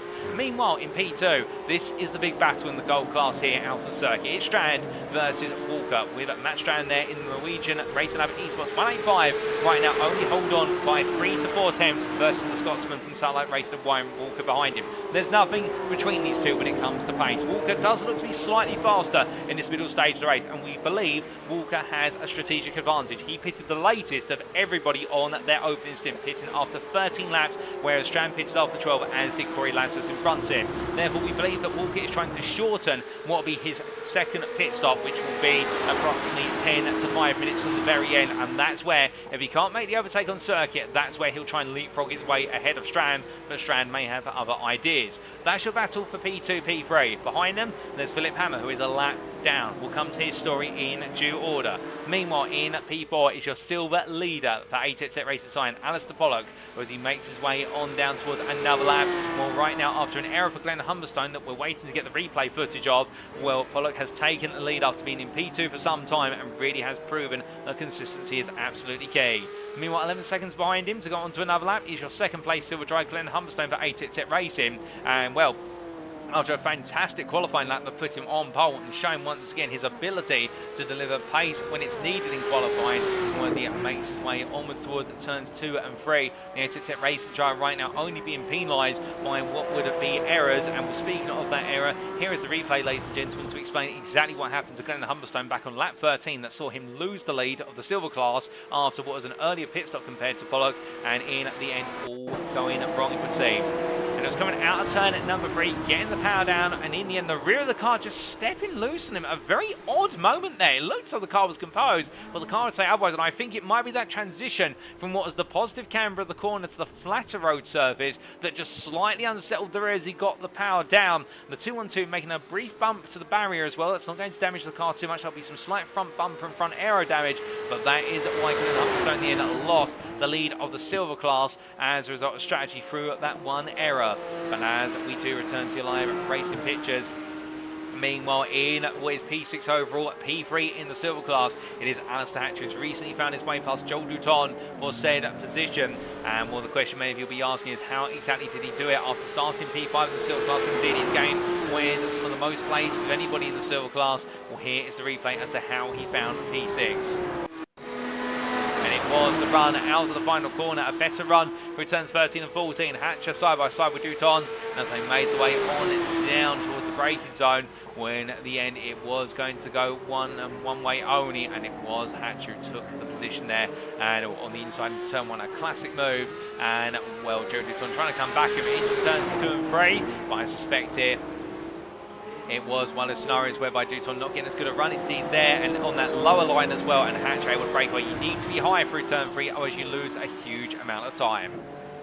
But then coming to Joel Douton, we're currently in P4 in the silver class and P7 overall. And the wrong stuff driver will know that currently, should things finish as they stand, going into this round, he was P3 in the silver class with a quite sizable advantage of what was the best part of 14 points, in fact 24 points, let's do the mathematics correct, over Sean Dobie. With things finished as they currently stand, he will comfortably be taking what will be that P3 in the silver class championship after all 12 rounds of racing, because all of his rivals right now will need him to retire from this race in order to not be able to bring home the third place spot.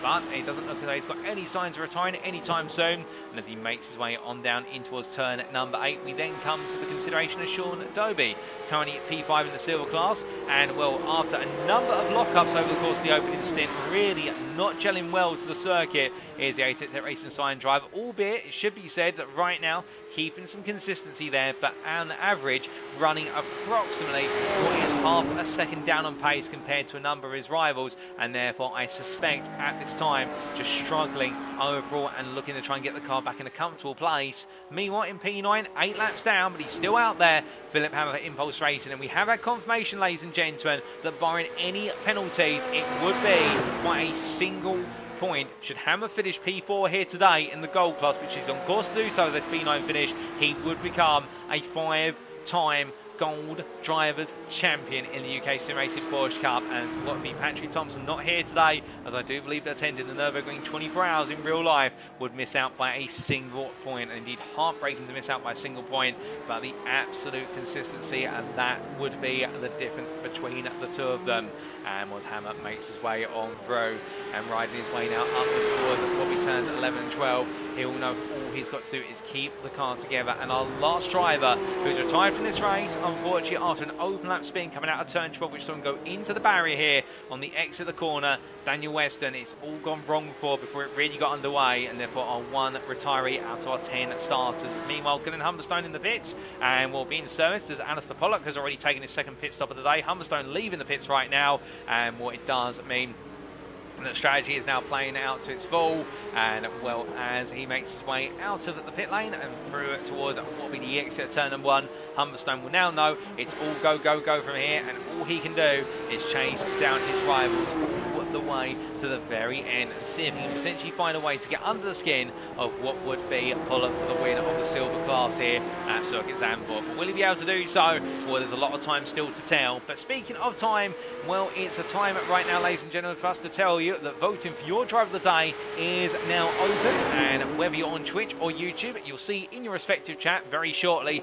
will be a Google Forms link, and all you need to do is click on the Forms link, and then click on the drop down list to pick your driver, click on their name, and then click submit, and that will be how you cast your vote for driver of the day. 4 simple clicks on a Google Docs form, and we will be announcing your driver of the day from the season finale at Circuit Zandvoort in what will be the qualifying session of our season opener of season 11, the UKSimRacing Porsche Cup. Remember, Carl Felvis was your driver of the day from the Mugello circuit in rounds 10 and 11, but we've still got a driver of the day here from the Netherlands to announce, and we've got 10 very different drivers on this grid today, all giving it their all, and it'll be interesting to see which one of them will get your vote. But meanwhile, Alistair Hatcher's got Joel Douton right behind him. Douton going low once again, and Hatcher getting out ahead of Douton in the run of the pit stops, and Douton, of course, yet to take his second pit stop. The same with Hatcher as they make the way for it. In fact, Alistair Hatcher on the previous lap losing almost 3 seconds to Douton, so an error somewhere for Alistair Hatcher, but keeping it together for now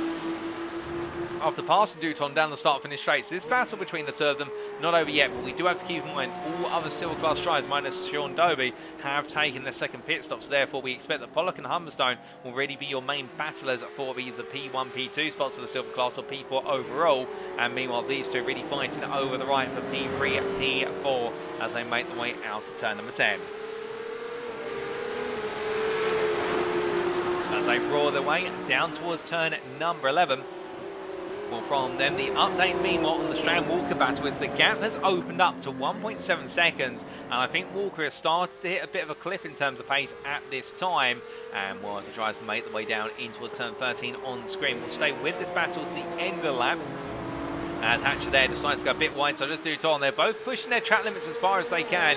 I think there those off tracks now starting to mount up. But Hatcher does deflect to the pit line. No, he does. He tries to throw the dummy there on Dutton. Dutton does not fall for it. And Hatcher in the end actually compromises his run out the corner and almost loses the rear slightly there in the run down towards turn number 1. So Hatcher's got to be careful of that. He won't want to have that happen multiple times. Dutton, I think, naturally doesn't quite have the pace compared to Hatcher, particularly in the open half of that we are seeing. It's the second half of that where Dutton's the stronger of the two, but here into turn 3, as we see a locker there for Joel Dutton, under braking it into turn 3. He's trying to get the confidence to go a little bit higher there. I think he's trying to see what Hatcher's doing and noting it's giving Hatcher 3 to 4 attempts a lap out of that one corner, which he's then got to chase down after turn number 6. So really from here, this is where Dutton is the stronger of the two drivers, as Hatcher's made an error in towards turn 7, gone very deep under braking. So therefore it is really nip and tuck between these two, it must be said. But right now, it does seem as though both drivers are not quite able to make a break from the other, and therefore it could come down to strategy and whether there's a mistake in the pits. But meanwhile, to give you an update on the Strand Walker battles, here is Matt Strand and Brian Walker just cutting through the lower portion of the camera shop. Well, as he heads on up towards where's turn number 2. To give you an idea of the lap gap between them, and we'll show you the time delta over what has been the last 5 laps. That's going to appear on your screen now in the bottom right hand corner. And what you'll see there is since lap 17, when the gap was the best part of 8 attempts, it has practically doubled and then some to 1.9 seconds. And well, most of that coming, interestingly enough, over laps 18 and 19. That's where Strand has really opened up, and Walker now really coming back at Strand. In fact, that last lap, they were separated by thousands in terms of their lap time, with Walker the faster of the two of them. So therefore, it does seem as though perhaps Walker just back in the car slightly, perhaps conserving a bit of fuel, or perhaps conscious of the tyres overheating. But either way, Strand has opened the gap up, and indeed opened up a bit more now, 2 seconds there as he comes out of 9 and through 10. And Walker went very tentatively through 9 or so in the rear of the picture. I wonder whether Walker might be struggling with tyre temperatures at the moment, because the car's just not coming to him as much as it did previously, and therefore now it is for Strand to really capitalise on that as he opens up another 3 attempts on the run through the turn 11-12 chicane, and in towards turn 13 they go. But as they do, Hammer's come past us in the pit lane, indeed taking what will be, I suspect, his only pit stop here. He will go for a one-stop strategy, given that he did miss the opening 13 minutes or so of this race. So therefore, the car will just be able to squeeze it over the course of 2 stints rather than 3. But we're at the best part of what is 8.5 minutes still left on the clock, plus a final lap to go. Well, still some battles here to be settled, ladies and gents, no doubts about it. And Alistair Hatcher, whilst Joel Dutton has come into the pit, the 8 Racing driver still trying to stay out there for a bit longer in the 964. And seeing just how far he can go before he is forced to come into the pits. And well, do keep in mind, of course, we have had some surprise endurance races over the course of previous seasons. Many of you may remember the season 9 finale at Orient Park, where many went for what was the 2-stop, but then we did have a couple of drivers who went for the 1-stop strategy, and that's how Paul Halliday literally went from the back of the silver class order to the win on the final lap by just simply not having to come into the pits, whereas everybody else did in what was a nightmare day for Paul Halliday for no points. He's not in the grid here today, nor his brother Owen Halliday, unfortunately, but in the end able to turn it around in what was that surprise reversal of form. And well, as the drivers make the way on down in towards what is turn number 1 once again. Well, right now for Hatcher, it is all about just maintaining that form and keeping it absolutely calm, cool and collected, which is what he always does as he heads it towards turns 2 and 3. But as he rides his way on through the camber corner of 3, well, at this point now the drivers will be starting to feel what will be a little bit of ache. They'll be starting to feel some tiredness kicking in, because whilst this race has been less on where's the battling side for the majority of all, only 10 drivers on the grid, and we're in fact 9 after what was the difficulties for Daniel Weston on the opening laps. At the same time as well, whilst you don't have that many drivers around here, it is an art to concentrate, and these lower quantity of driver races can be just as challenging for the simple reason around here. It does feel as though you're hot lapping to an extent, unless you are in a very close-knit battle with a particular driver, and Strand and Walker are the example there, where they'll really be focusing on each other over everything else.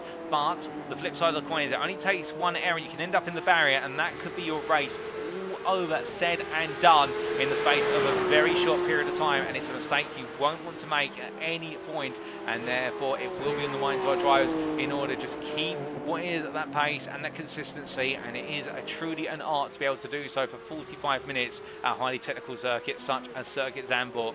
But still more time to come here, and as our drivers continue to wind down the clock with 6 minutes to go as Hatcher makes his way towards the end of what is his 23rd lap of the circuit under race conditions. Well, meanwhile, we look back to your race leaders almost coming to the end of his 24th lap already, and indeed only your top 5 currently on the lead lap. And well, Alistair Pollock, the best part of what is approximately 14 seconds up the road from Corey Lazarus, and therefore I suspect the Blackout OPR driver will go chasing after him, and will Lazarus consistently in the 36s, whereas everybody else lapping the 37s or lower at this time, and Lazarus into the pits for one final pit stop. And well, this will be on schedule with a 15-second advantage. He doesn't need to do anything flashy here, in just simply coming at his own pace and make sure to respect the pit limits line. What about for Matt Strand? Does he decide to deflect into the pit?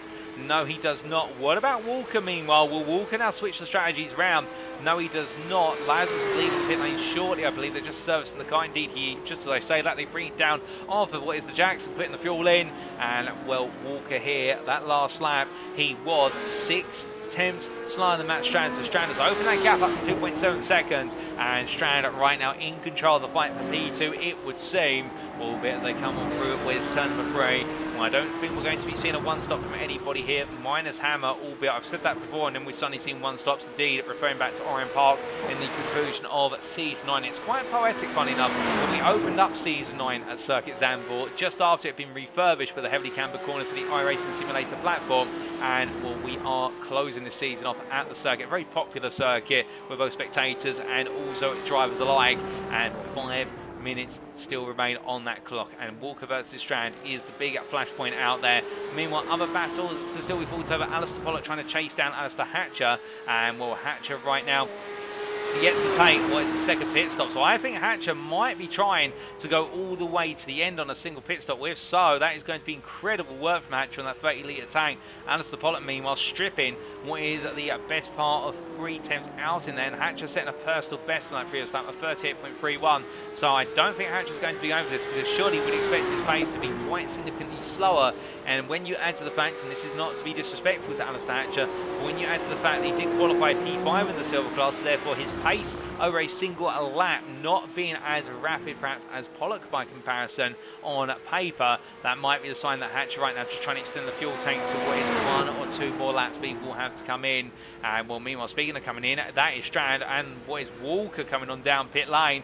Meanwhile, Corey Lazarus has always made his way past our camera, and well, Walker very close there on pit entry to the back of Strand. And well, as we look back from the rear of Raceland Esports car, there goes Walker already, and there goes Strand, and Ryan Walker uses strategy. We thought he was saving up something special, and there he goes. The Satellite Racing driver jumps ahead of Strand. It's not going to be by much. It's going to be by 8 attempts in the end, but it's more than enough to get him ahead. And now the hunt is on here. A little bit of smart strategy. The Satellite Racing machine from Scotland moves into P2, but can he hold off Strand all the way to the finish as Lazarus stands 17 seconds clear, so he's out of the picture. It is a battle for P2 all the way to the end here with 3 minutes left on the clock, and at the same time we are keeping eyes on Alistair Hatcher as he makes about the final corner of camera. I believe Hatcher will be in the pits. Yes, he is coming in. We have called it, and well, Hatcher is coming on in to take his pit stop, and that will release Alistair Pollock to take the silver class lead back in P4 overall. And well, it will be to Pollock. That lead will stay unless a mistake comes his way all the way to checker flag, and that checker flag is not too far away. It's 2.5 minutes away. So right now Hatcher's going to have one of the shortest pit stops of his season 10 career as he continues his way down the pit lane now, and he will comfortably come back out in P2 in the silver class. But meanwhile, other battles starting to go. This is Joel Newton versus Glenn Humberstone. They've both taken the final pit stop, so this is for position all the way to the end for P3 in the silver class. And as they come on down, it's going to be Humberstone looks to the inside. Duton on the outside then as Humberstone gets himself firmly alongside. Onto the brakes they go. Duton tries to come back, but Humberstone gets it stopped nice and compactly to the apex. And well, classic move there, but as they make their way out the corner, Humberstone doesn't get the power down the way he wanted to. A bit of wheel spin there, in fact, as to come offline. And now Duton trying to look for the return move as we ride on board here with the number 13, but a poor run on rear left-hander, loses almost a second there going on through left hand, and that's the weakness we've seen time and time again be exposed there through turn 3. He just can't find a way to get the cars to go from high to the middle of the road through that left-hander. But in the second half of the lap, this is where he typically does build the speed back up versus Humberstone. Albeit Humberstone extending that gap even more there on the run on down towards turn number 8. But meanwhile, we look back to the leaders here, and more in particular the battle for P2, we should say, between Walker and Strand. As meanwhile, that's Sean Dobie in front, who's a lap down, 9 attempts up the road. I suspect the 8 Racing Sign driver will be mindful of the fact he has got a lead battle coming, and that battle is heating up very quickly indeed as they wind their way off of turn number 7. And with 164, Walker goes a little bit deep there as Dobie steps aside, obeying the blue flags, but Strand is right there with him now, all the way to the end of his match as they head in towards turn number 8. And then 9 as they come through turn 9 now, will riding on board with Norwegian driver's front bumper. And as you can see here, getting a firm picture of what is the Nemesis Lab sponsored machine as they make the way out of the left-hander and upwards they'll go towards 11. 40 seconds left on the clock, which will mean that Corey Lazarus, your race leader, is just making his way through turn 14, will take us on to a 28th and final lap of racing here today at Circuit Zandvoort. As they come through the right into left right now, Strand as close as he'd like to be, and you can see 2 tenths there is the gap as they make their way in towards turn 13. The flat 6 Rory gets very close to the rear there of Walker, and I think trying to put some mental pressure on as they head on to their final lap. And will it be Strand, will it be Walker who leads the run to P2?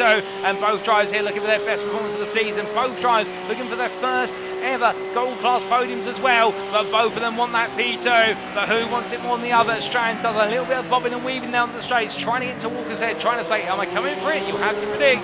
And as they make the way out of 1, when it's going to be as they are, as Strand not close enough to consider the move. As they head right into left, we're going to stay with this battle all the way to when Corey Lazarus makes his way into the final corner, ladies and gentlemen. And as they come on out of turn, what is number 3, up towards 4 they go, and powering their way on through. It is going to be a peak there from Strand, switching one side to the other. It's a poor run from Walker, then out of 3. Up the crest they go into 6, then 7. Walker bouncing off of the apex curve there of with the MotoGP and the National Chicane. And as they come through turn number 7, you can see Strand so close, absolutely eager to pounce. But where can he go for it? Could he go for it into turn 9? Yes, he could. The same at 10. But do you really want to go for it there? But then again, if he doesn't go for it in either of those 2 corners, he'll need to do it into turn number 11. As always, there won't be any opportunities available after that, apart from the drag race out of 14. But as they come in towards the left hand, Strand tries to get on the inside. Walker leaves the door open intentionally to extend his run out the corner and just give himself some life in the charge up towards what will be 11. But now here comes Strand, can't find a way through. Indian has to back off. Walker just needs to hold his lines now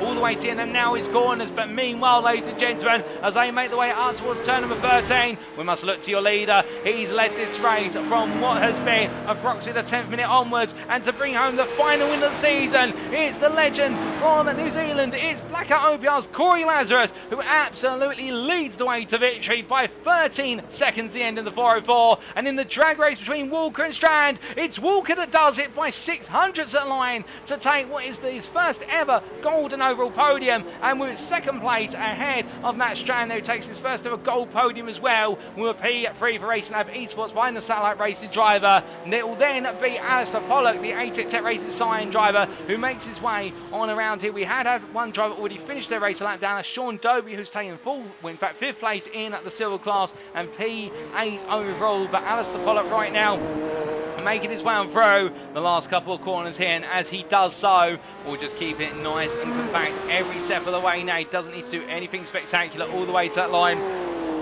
And as he comes through 13, in towards 14, the number 92 driver here keeping it nice and high as he rolls his way into the bank corner. And well, for Alistair Pollock, it's another day in the office, and he becomes the full silver class driver this season to take a win in the class, as Alistair Pollock is your silver winner at Circuit Zandvoort by a comfortable, what will be 26-second margin in the end over Glenn Humberstone, who then will make his way as he's chased by Alistair Hatcher to the end. Well, it does look as though here that Hatcher is going to be putting some pressure on as they make the way on through turn number 14, but Humberstone will withstand the pressure all the way to the end, ladies and gentlemen, and there he goes. And Glenn Humberstone will be taking the second place spot in the silver class ahead of Alistair Hatcher to complete the silver podium. Joe Duton in the end just misses out, but for the wrong stuff driver, he won't mind because it's still enough with P4 in the silver class, P7 overall, for him to take what will be third place in the silver class, and a deserved one at that in the number 13, really to be the best of the rest of the silver drivers behind Connor Craven and David Biggerdike,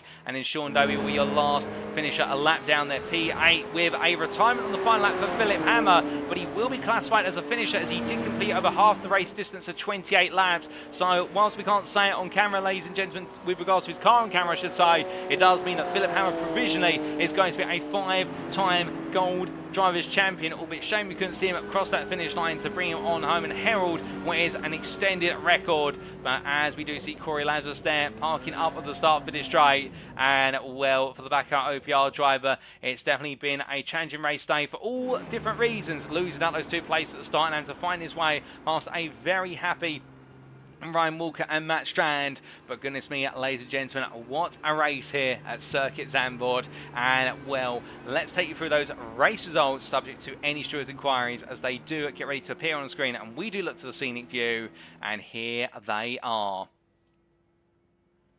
And as we can see, after 45 minutes of racing, as they do appear on screen now, I do believe there they are at long last in round number 12 of 12 of the UKSimRacing Porsche Cup Season 10, as brought to you on iRacing. Corey Lazarus taking the win for Blackout OPR by 12 seconds at the line of Satellite Racing to Ryan Walker, who held on the end by only what was 600ths to keep the Racing Lab Esports car of Matt Strand at bay. But a brilliant battle between the two of them for P2, and in the end both taking their maiden gold podiums of the season. And well, for Ryan Walker, showing that strategy today was all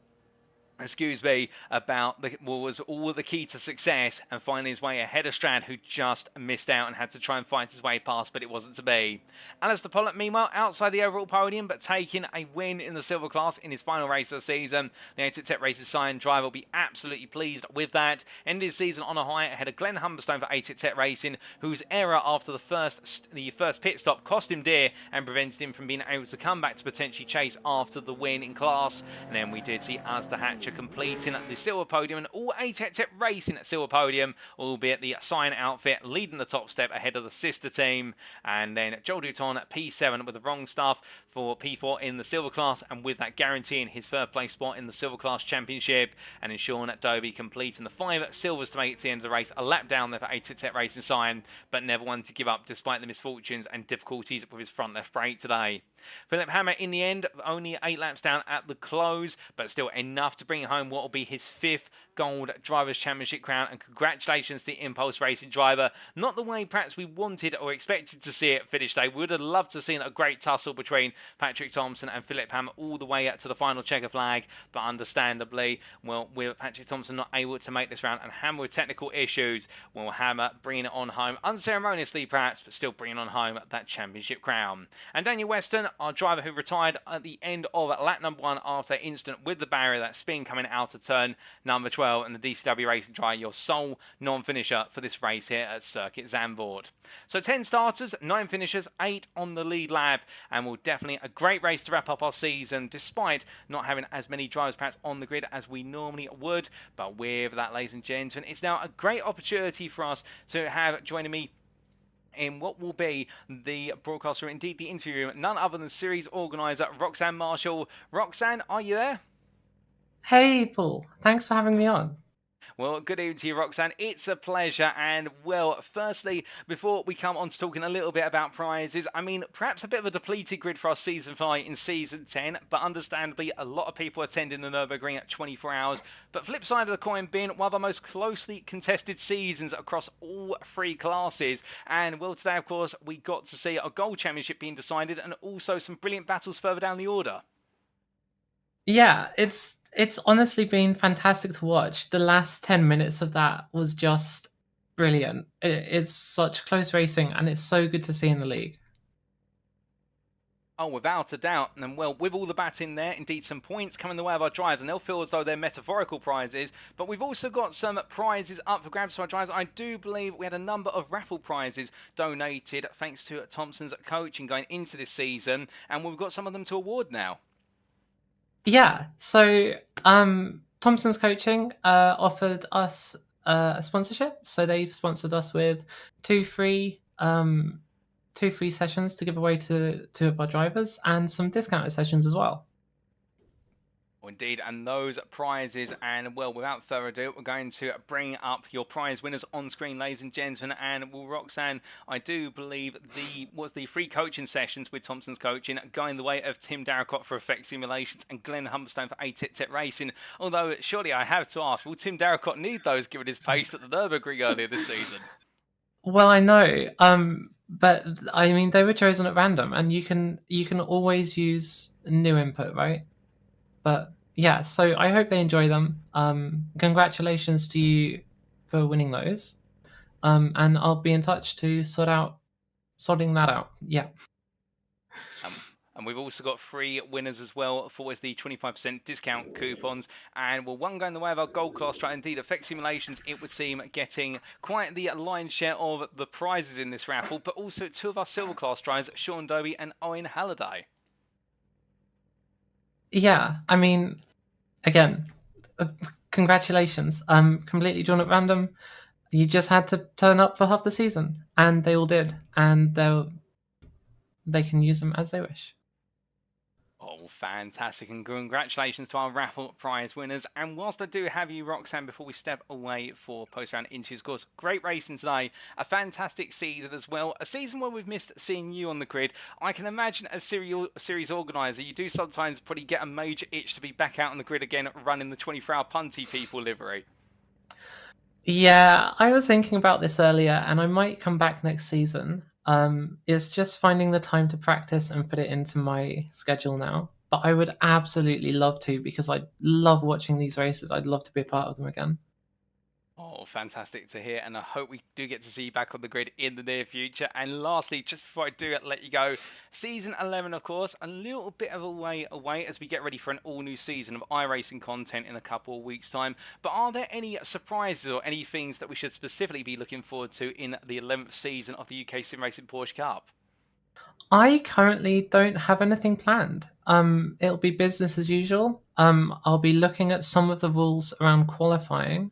Maybe to make it a bit easier to qualify, maybe bring some new people in. But other than that, I think it's just going to be business as usual.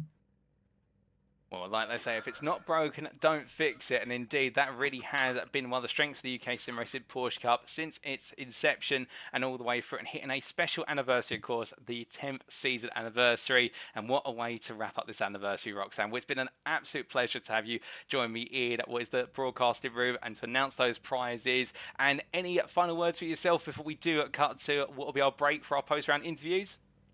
Just thank you so much to everyone.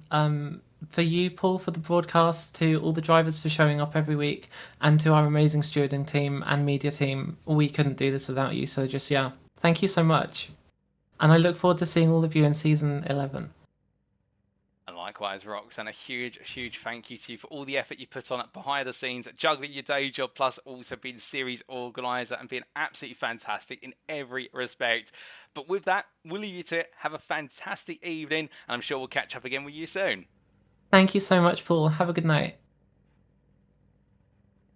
So hearing there from series organiser announcing the raffle prize winners, jointly with myself, that was Roxanne Marshall, your UKSimRacing Porsche Cup Series admin and also previous racer and also championship contender for the Silver Class Championship. Indeed, a silver champion, I do believe, unless my memory is severely mistaken, in what was, as I double check my record book, so I don't want to cheat, and what I do believe at chasing after the silver crown in what was none other than Season 8, albeit in the end that going to Jeremy Devova, albeit by a very small margin. But of course, Roxanne Marshall, no stranger to winning in the Porsche car after those brilliant back-to-back wins at Magny-Cours back in Season 8. But with that, ladies and gentlemen, as we do look back to the circuit side of Circuit Zandvoort, the circuit has fallen quiet, and well, we are very shortly going to step away to get ready for our post-round interviews with our drivers. But before we do, we'd just like to remind you that if you have enjoyed the racing today and perhaps sat there right now foaming at the mouth for even more racing action brought to you by UKSimRacing,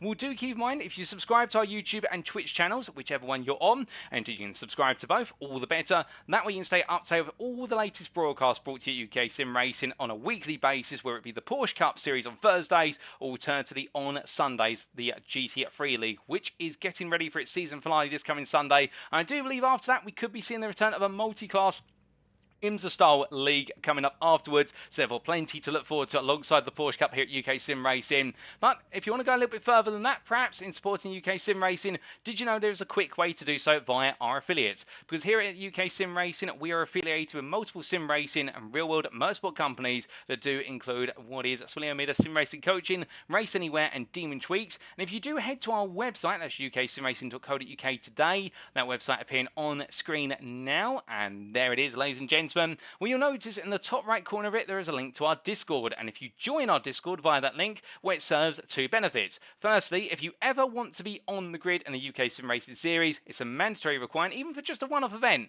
because you'll need to stay up to date with all the latest information regarding your chosen event or series, and all that information is readily available on the Discord. And also, it's so you can attend the pre-race or pre-round driver briefings. But more importantly, and perhaps more relevant to what we're talking about here, is the fact that given our affiliate status with a number of real-world and sim racing motorsport companies, well, it means our Discord is home to a number of discount codes from those companies, which are only available on the official UK Sim Racing Discord. And if you use one of those codes as part of your purchase, well, it puts you in prime position to receive what will be a discount, so it's a win for you. You save a little bit of money, but it's also a win for the UK Sim Racing community, because we'll be 100% transparent with you. We do receive a kickback from your purchases using discount codes. However, we are a non-profit organisation here at UK Sim Racing, and that means that every penny and every pound is put back into funding future series, including the prize pools, and that of course does include series such as the Porsche Cup, also what is the the GT3 League, also the Multi-Class League, and plenty more we have planned here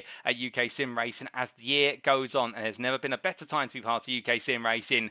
But with that, ladies and gentlemen, it's now time for us to get set for our post-round interviews, so we're going to step away for a brief moment, but we'll be back in approximately 10 minutes time for our interviews with our drivers. Don't go anywhere, we'll see you very shortly.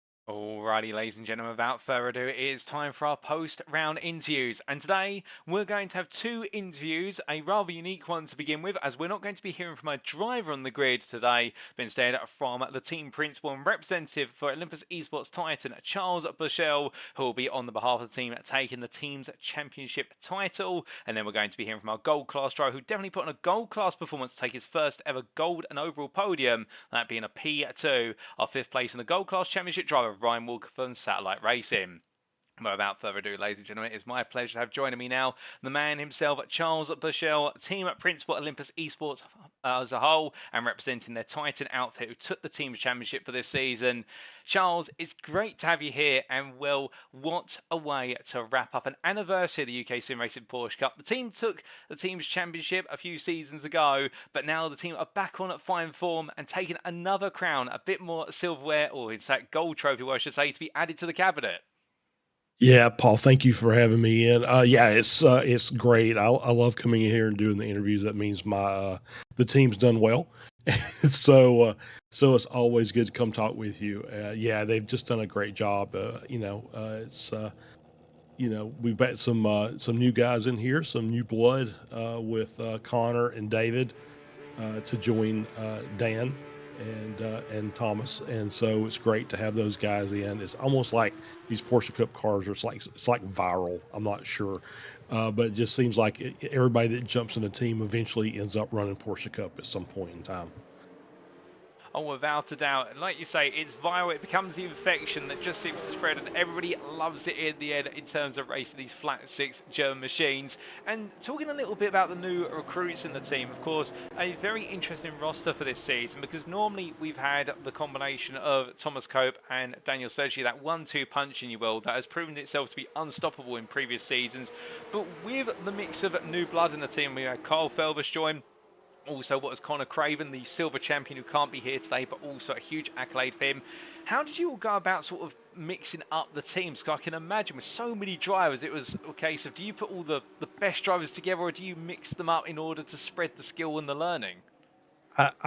It's always the argument with me and Thomas. Thomas wants to make the one team top heavy, and the other. But I like having the team spread out. I like having a new driver with a veteran, and that way they can work together and maybe pick up a few things, along the way. And yeah, I couldn't help. I couldn't. Sorry about that, and forgetting about Kyle.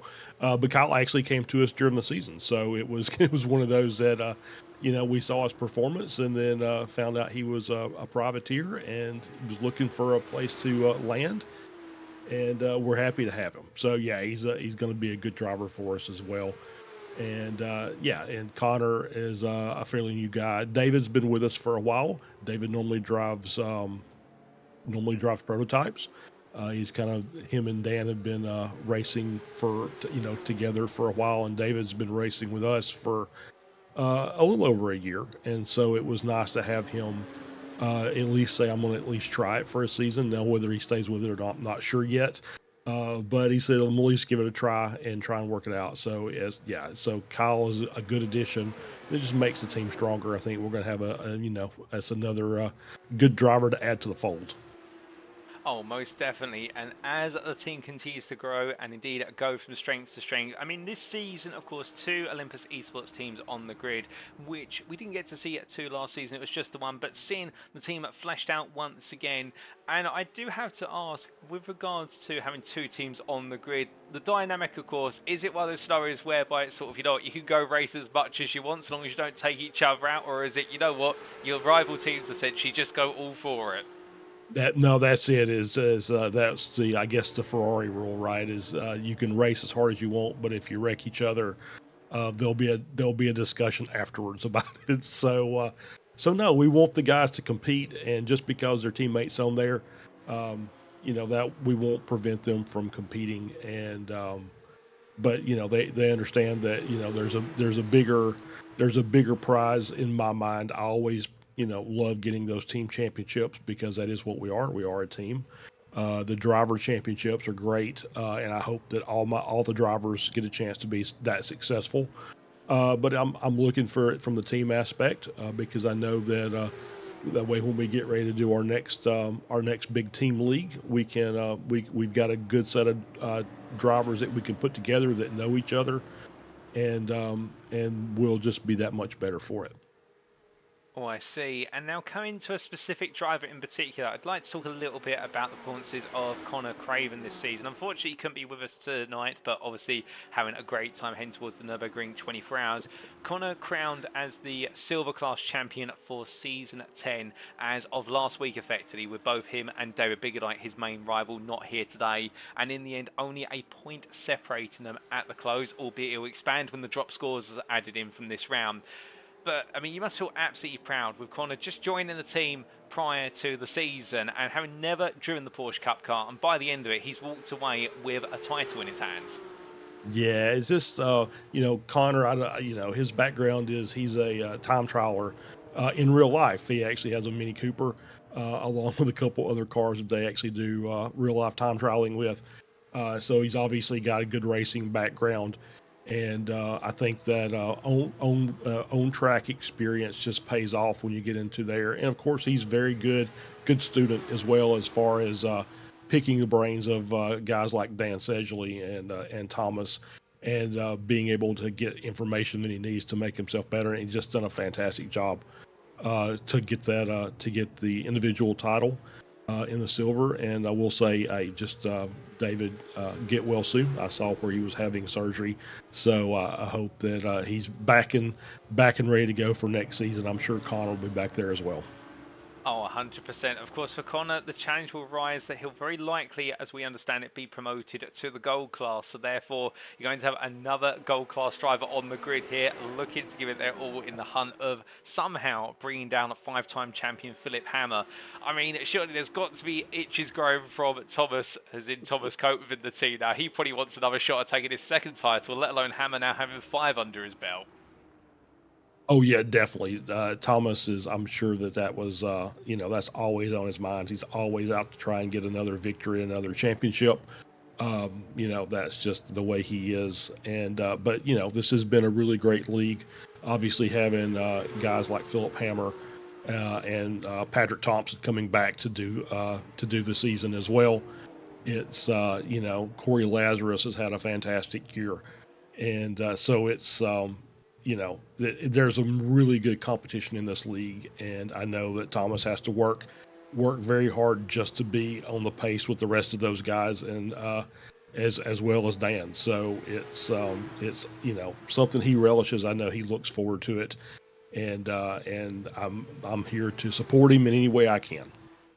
Oh, well, that's fantastic to hear, and indeed, that's such a wide team as well, because we also did have Afonso Suto, and yes, we did have Afonso Suto, I get it right the first time, plus also David van der Waals on the team, and their first timers in the Porsche Cup. I have to ask, what drew them in? Because particularly for David, we saw some brilliant results at the start of the season and towards the end of his career.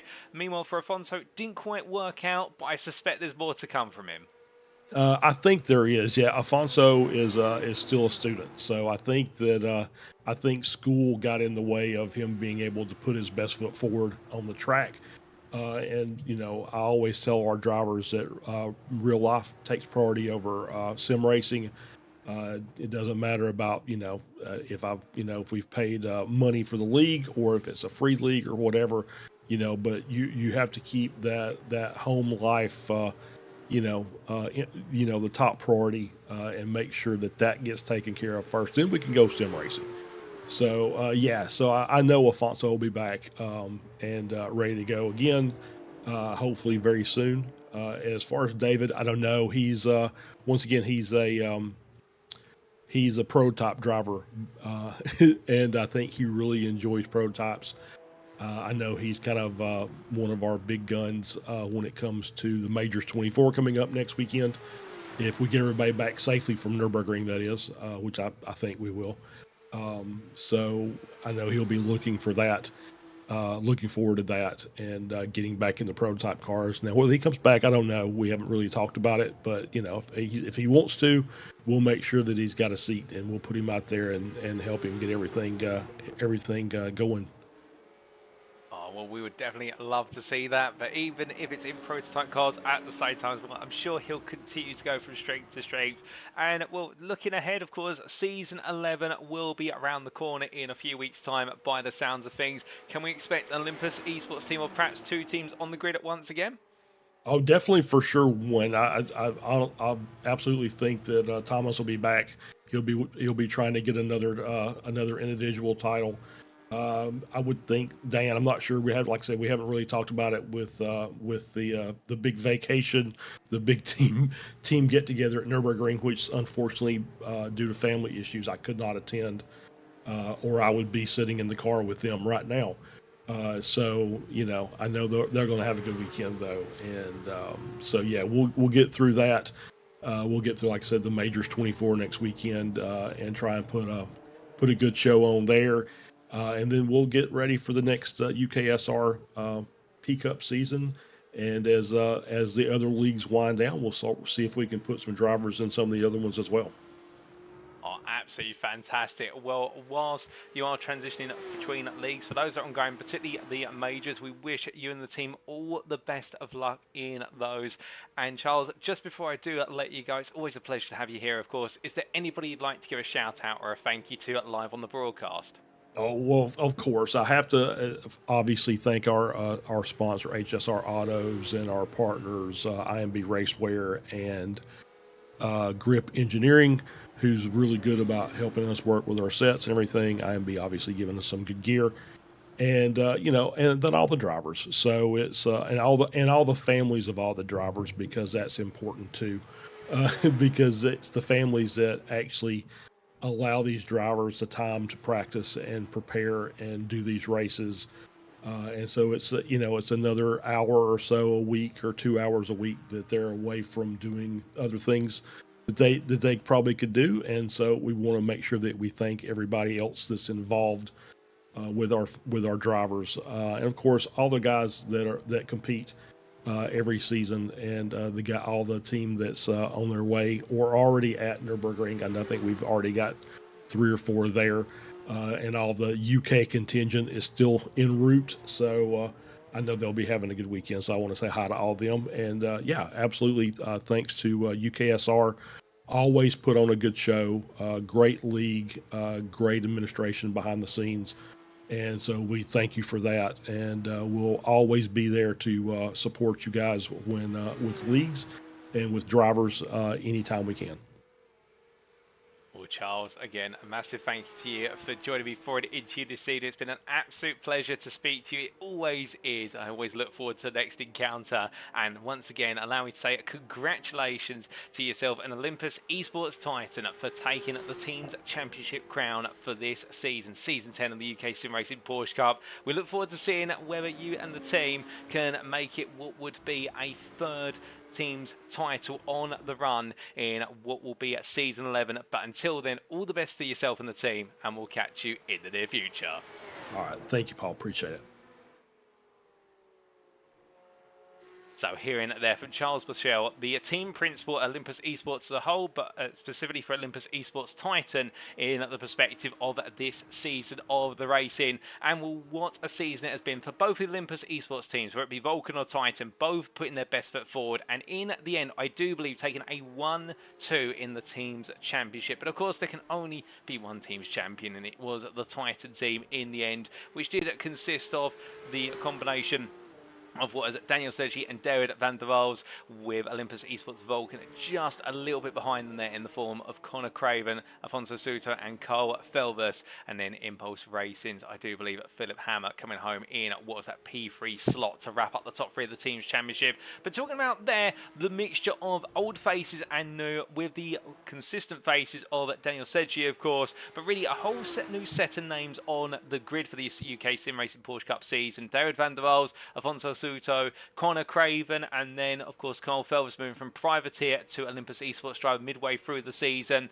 And getting to really talk about the fact the team gelling together and the newer drivers, particularly Carl Felvers and Connor Craven, picking up information as they go. And Connor Craven taking that silver championship, and a fast learner indeed, bringing together his sim racing and also real life racing experience as a time trialer and bringing it to the bear in the UK SimRacing Porsche Cup. And the only way that things seem to be going at Olympus Esports is up, whether it be in the UK SimRacing Porsche Cup or further afield in other series they race in. And we definitely look forward to seeing the teams they would field in season 11 of the UK SimRacing Porsche Cup, and can they come on home to take through what would be a third Drivers' Championship title. Indeed, they've got two so far from Season 7 and Season 9, but could they get a third on the board? And, from there, really extend and become the first team to ever take 3 teams championship. So far, they have the joint record alongside what is Impulse Racing stroke Team Germany, if you will, but we'll have to wait to see whether they could be the ones to go even further and make it 3 crowns. But with that, ladies and gentlemen, we now come on to our second interview, and we're going to be hearing from none other than what will be Ryan Walker as he gets ready to join me in the interview room. And we'll be hearing some of the satellite racing driver, and in terms of what was an absolutely fantastic day of racing between himself and Matt Strand. And we're going to be hearing from Ryan first, and then Matt, who is now going to be our third interviewee.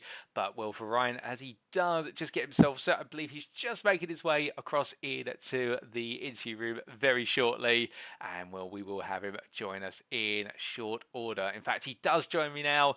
And good evening to you, Ryan, and allow me to firstly say it has taken you the best part of what has been, if my memory serves me correctly, 5 seasons of the UK SimRacing Porsche Cup, but at long last, you have found yourself a gold podium, a second place as well in a thrilling battle between yourself and Matt Strand. It must make you feel absolutely proud to have achieved this accolade.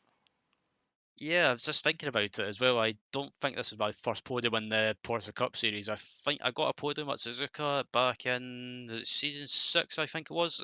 But it was a few seasons ago anyway, so... But I think back then it was my first gold podium, but this is my first overall podium. So yeah, happy to take it, but it just as I said on the Discord, it feels like it wasn't earned in a way, because most of the quick guys are not here tonight. So, but still, I'm happy to take a second place finish, and I really enjoyed that race with Mats for most of the race. That was good fun.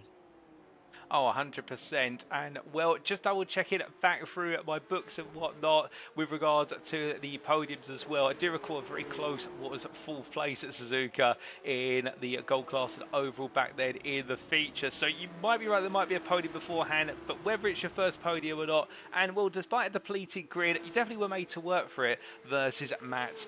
And just prior to that as well, going into this round of racing, this Circuit Zandvoort circuit, a very tricky one to get right. We talked about the fact it's mostly a technical circuit, even with the revamped heavily camber corners. How did you go about preparing for it? Because it looked as though your car was absolutely dialed in here.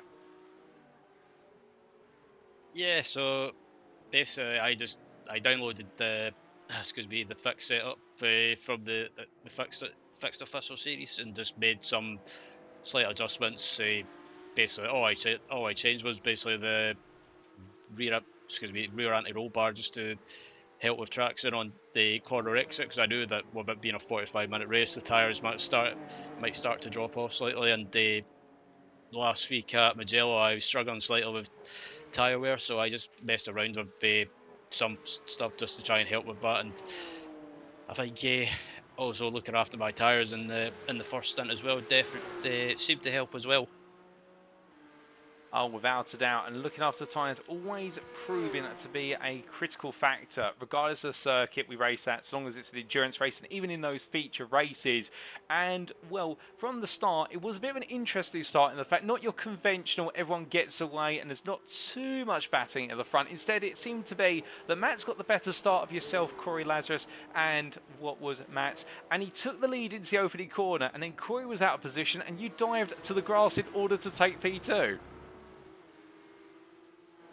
Yeah, that was that was a bit of a, how can I say, heart and mouth moment. And yeah, I probably shouldn't say what I said at the time on the broadcast, because it was a bit of a, yeah, basically, what way do I go? Do I go right or do I go left on the grass? And yeah, went on the grass, and thankfully me, Mats, and Corey got away with it. And as soon as Corey caught back up to me on the end of lap one, I just thought, he's so much quicker than me. He's really quick with his car, so I won't make a big fight or a big deal of it. I'll let him go, and just if I can stick with Matt, just do some fuel saving and see if I can try and jump him during the first round of pit stops.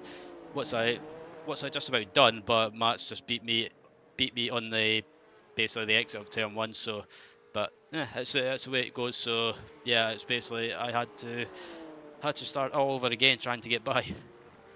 Oh, without a doubt. And let's talk a little bit about that game of cat and mouse. You primarily being the cat for the first two stints in this. I mean, we saw for what was the best part of the opening at 35 minutes, minus a 5-minute period where you started to drop away to an extent. We saw you chasing Matt, staying within a second of him, if not riding on the back of him 4/10 off. I mean, that can't have felt too comfortable, the amount of dirty air coming off the back of his car and making the front end of your car feel quite hot at an already warm circuit. Yeah, I knew when I was right behind Matt, so my front tires would probably start wearing a little bit. So I kind of said to myself when I was behind him, just to maybe just back off slightly and just to leave a little bit of a gap, round about the half a second to a second, just to look after my tires. And I think again that definitely helped, and also it gave me a chance to do some fuel saving as well, and just fuel save, because there was no one really not that close to me behind. So just said to myself, just stick to the plan, and basically just see how it pans out.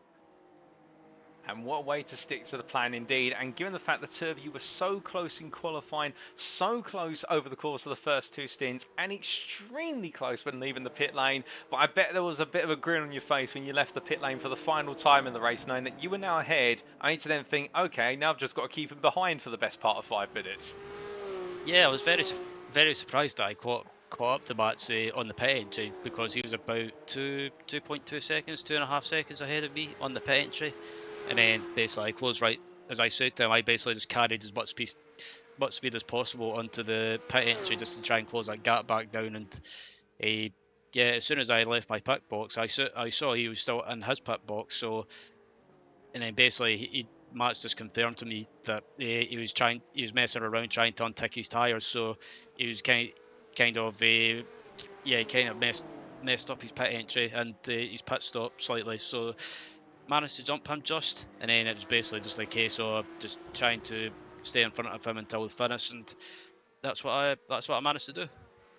Well, you did it with absolute aplomb, and whilst it may have been 6 thousandths between the two of you at the end of qualifying, the favour of Matt, come at the end of the race, instead it was 600ths in your favour, if that, and a way to wrap up your season indeed. And I can confirm you were right, it's your second ever gold and overall podium, with a third place at Suzuka in what was round 12 of season 6. You've got a very sharp memory, I must say, but to take a second podium and also fifth place in the Gold Championship, your highest ever finish in the Gold Championship, if I've got that correct. Hopefully I have. I mean, it's a great way to wrap up season 10.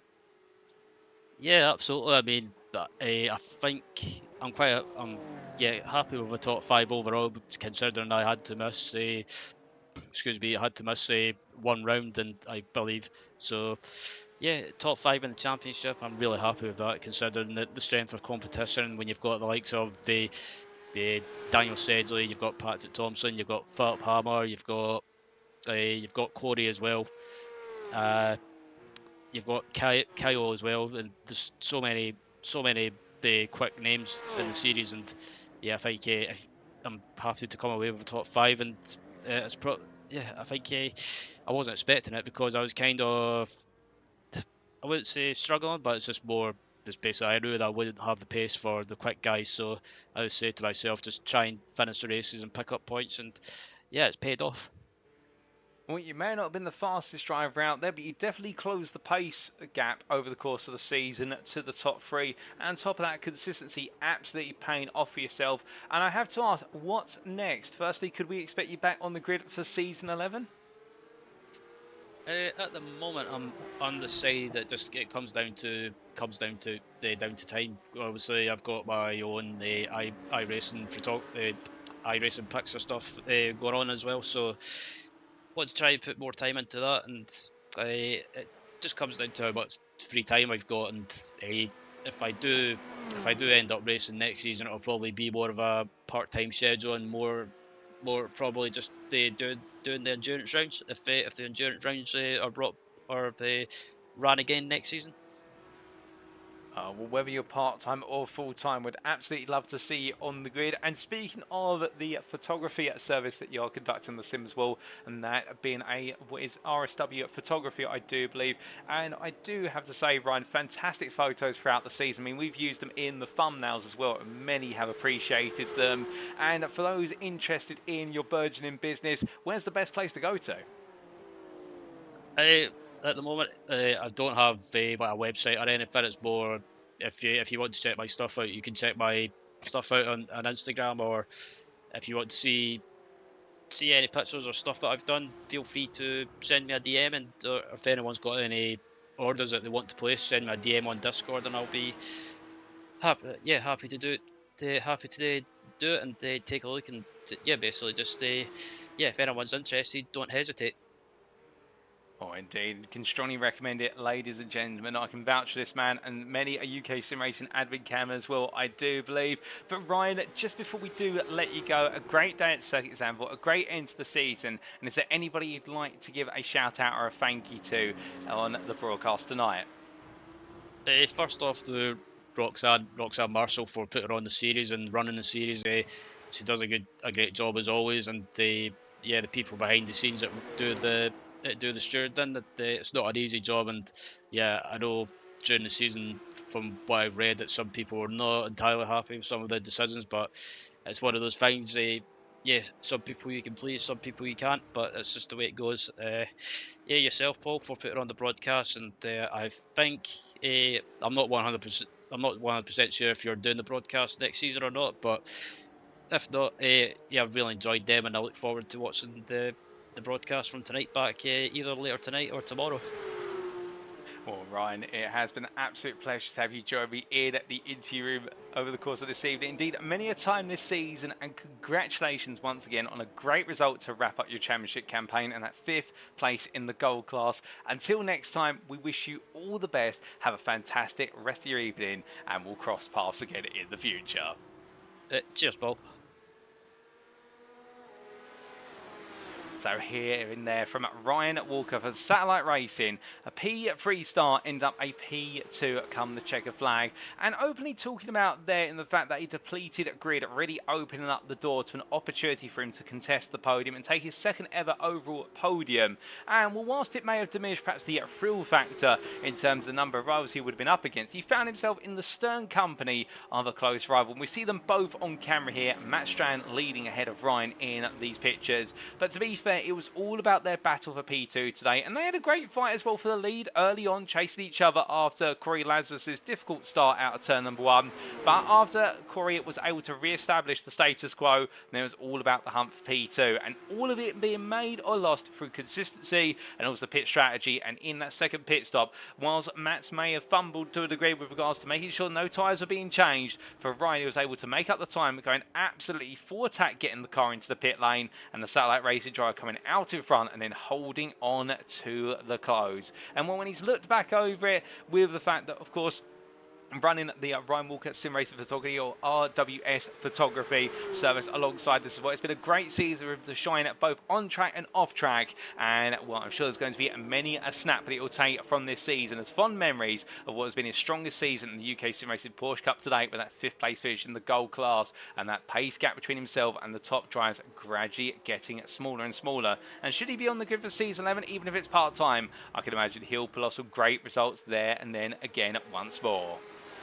But with that, ladies and gentlemen, we now do come to our final interview for today, and we're going to be talking to another gold class driver, and really the main rival or nemesis, if you will, of Ryan Walker over the course of today, and vice versa between them. And that is going to be with none other than Matt Strand, who in the end took a 10th place in the gold class championship after taking 3rd place today in our season finale. But as he does get ready to join me in the interview room, we'll hear his story, not just about the battle with Ryan Walker, but also his story of his season and his evolution as he joins me now. And good evening to you, Matt. And well, we may not have seen you on the grid for the last couple of rounds of racing, but you're back on the grid today, and you absolutely delivered with a fantastic evening of battling between yourself and Ryan. Couldn't quite bring home P2 in the end, but still a P3, and one to be proud of. Good evening, Paul. Thank you. Yeah, it was a good fight. I really enjoyed it. Oh, without a doubt. And well, speaking of fights and whatnot, we saw you fighting in qualifying with Ryan, albeit separate on track, but 6 thousands between the two of you at the end at a Circuit Zandvoort that leaves no time on the table, it seems. I mean, I think you were quite relieved the fact you took P2. I saw that. I thought it was quite safe, and then just before the session ended, I saw he did a time that was just 6 thousandths behind. But it was a good qualifying, good fight. Oh, without a doubt. And of course, then looking into the race. Now, of all starts that we've seen this season, we've seen some pretty good starts. But when we looked back and sat on board with a replay of your car, it's almost as if you did a Valtteri Bottas from the Red Bull Ring. I can't remember what year, where he was accused of jumping the start. But you absolutely nailed it off the line. So much so, I think you gave Corey Lazarus a surprise into turn 1 on the inside. Yeah, I saw the broadcast as well, and I agree with you. It seems like I'm jumping the start. I don't know, just nailed the timing right. I think Corey was a bit slow releasing the clutch, and I did a good launch. So yeah, just went up the inside, and I didn't see him when I saw the replay afterwards. I see he went actually quite far out on the exit as well, but yeah, it was. I couldn't keep him behind though. It was when he overtook me on lap 6 or 7. It was overdue. He was much faster than me, but it was fun leading for 5 or 6 laps at least. Oh, definitely. It looked as though for a time you might have found a way to keep him behind, but like you say, when he did find a way, it very quickly meant you were demoted to P2. And then for what was the remaining 30 minutes of race, we got to see a brilliant back and forth battle between yourself and Ryan. I mean, on the first pit stop, Ryan went the longest of everybody in the gold class, and on the second pit stop, he seemed to continue the trend. And then after the second pit stop, he was ahead of you coming out the pits, only by a small margin, but enough. What happened? I did a bad mistake. So after pit number 2, I forgot to turn off the change tires, and I remembered going into the pit the last pit stop, so I had to really slow the car down to get it turned off, find black box and turn them off. So I lost probably 1.5 seconds in the pit entry. And then I think when I talked to Ryan before he went into the interview, he also fueled 3 or 4 liters less than me. So even though I reached the pitch box before him, he actually he exited before me. So 2 things went bad actually, but okay, things. It was a fun race anyway. Oh, without a doubt, a fun race, and we got to see you enjoying it out there around a circuit that definitely pushes drivers to the limits for a season finale. And now, just to reflect on your championship campaign, of course, promoted to the gold class at the start of the season, given your Season 9 Silver Championship crown, and you came into this looking to take on the test of a whole new level of competition. When you look back now, do you feel as though since the start of the season you've evolved, developed your technique of the Porsche Cup car? How does it feel now you've come to the end of the championship campaign? It's okay, I guess. I was hoping to be a bit closer on pace to, for example, Ryan. He's about the same iRating as me, but looking back to the races, he's been consistently quicker with a couple of tenths each lap. So I think if I join next season, I will try to be a bit closer to the Ryan and the other ones that's around my iRating. Of course, matching Patrik and Corey and Philip is just a bit unrealistic at this time. But I would like to maybe more of the time provide a good battle for Ryan as well, be on his pace. That's absolutely fair. It sounds as though you found yourself both a friend off circuit and a friend stroke rival on circuit to set your pace too. And looking ahead, of course, to future races and future series, I mean, we know the Racing Lab Esports stable is absolutely busy, Mats. If you're not racing in Norwegian, regional or national races with the team, then you're normally in some sort of league of description racing hard. But can we expect you back on the grid for Season 11 of the Porsche Cup?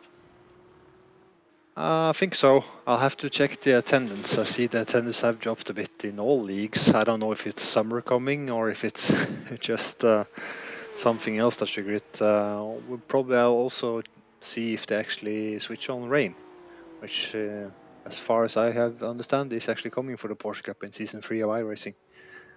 I do hope they switch it on. Well, indeed, that is the expectation, that it should be coming to the Porsche Cup cars, and it will definitely serve to mix things up if so. I mean, we all love the high and dry, but a bit of water added onto the circuit is going to make these Porsches absolutely tentative to the touch. But just before we do let you go, Matt, is there anybody you'd like to give a shout out or a thank you to live on the broadcast tonight? Thank you, Paul, for doing another great season of broadcasting and commentary. Thank you to UKSR for arranging the league. Thank you to all the contenders providing me the good and fair fight. And thank you to Racing Lab Esports for being good teammates and supporting me.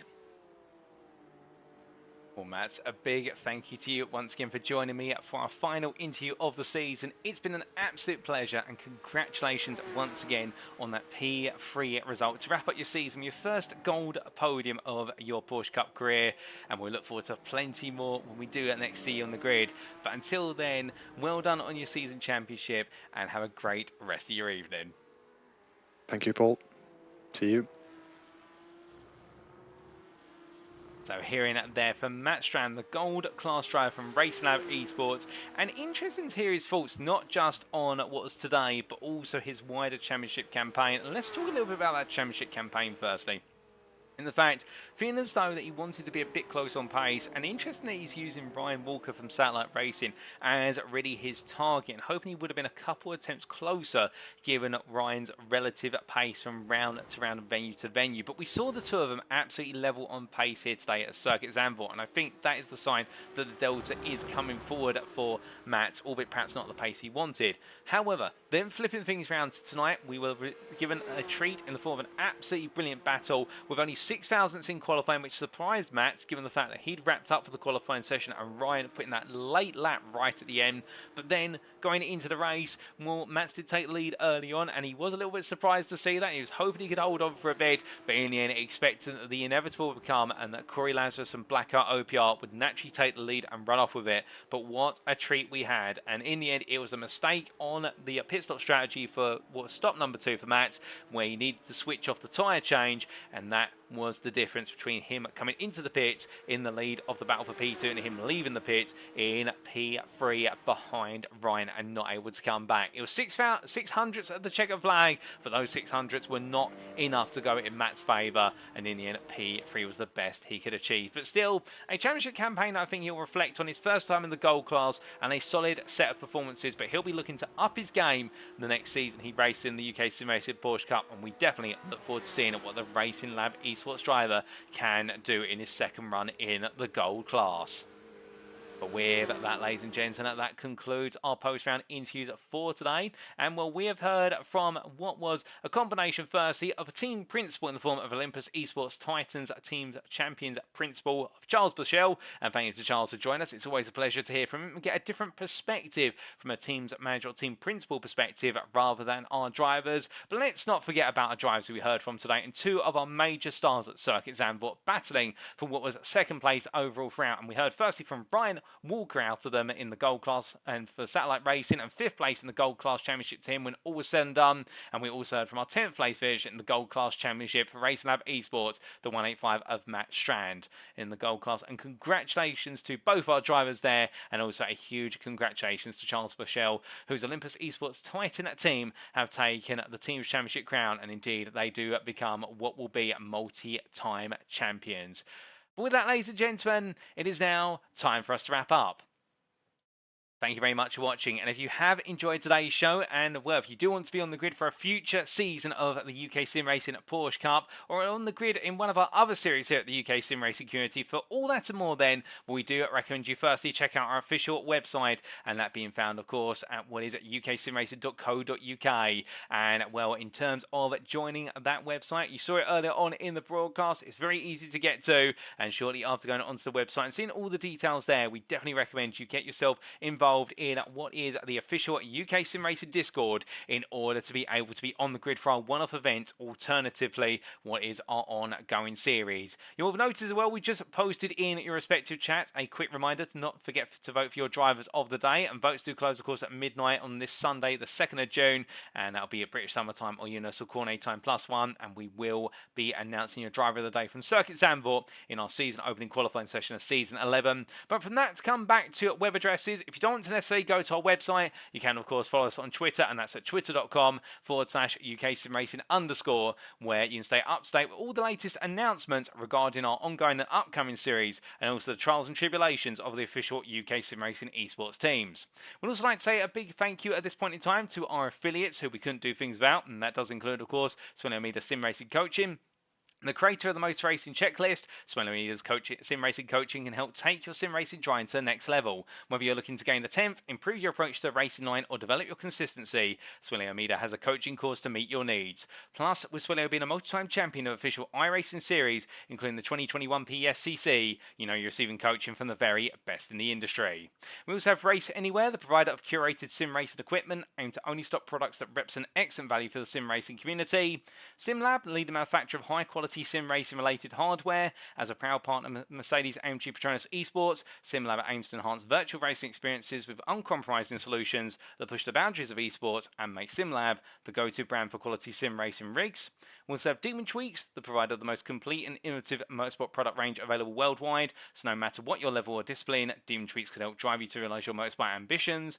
Penultimately, Amazon, the company trying to be the Earth's most customer-centric company, the Earth's best employer, and the Earth's safest place to work through the provision of concepts pioneered by Amazon, which do include, but are not limited to, Amazon Web Services, Amazon Alexa, and Amazon Fire TV. And last but not least, our main sponsor for this season and provider of a number of prizes for the raffle, the participation raffle, which we heard from Roxanne Marshall earlier, and the winners of those prizes, Thomsen's Coaching.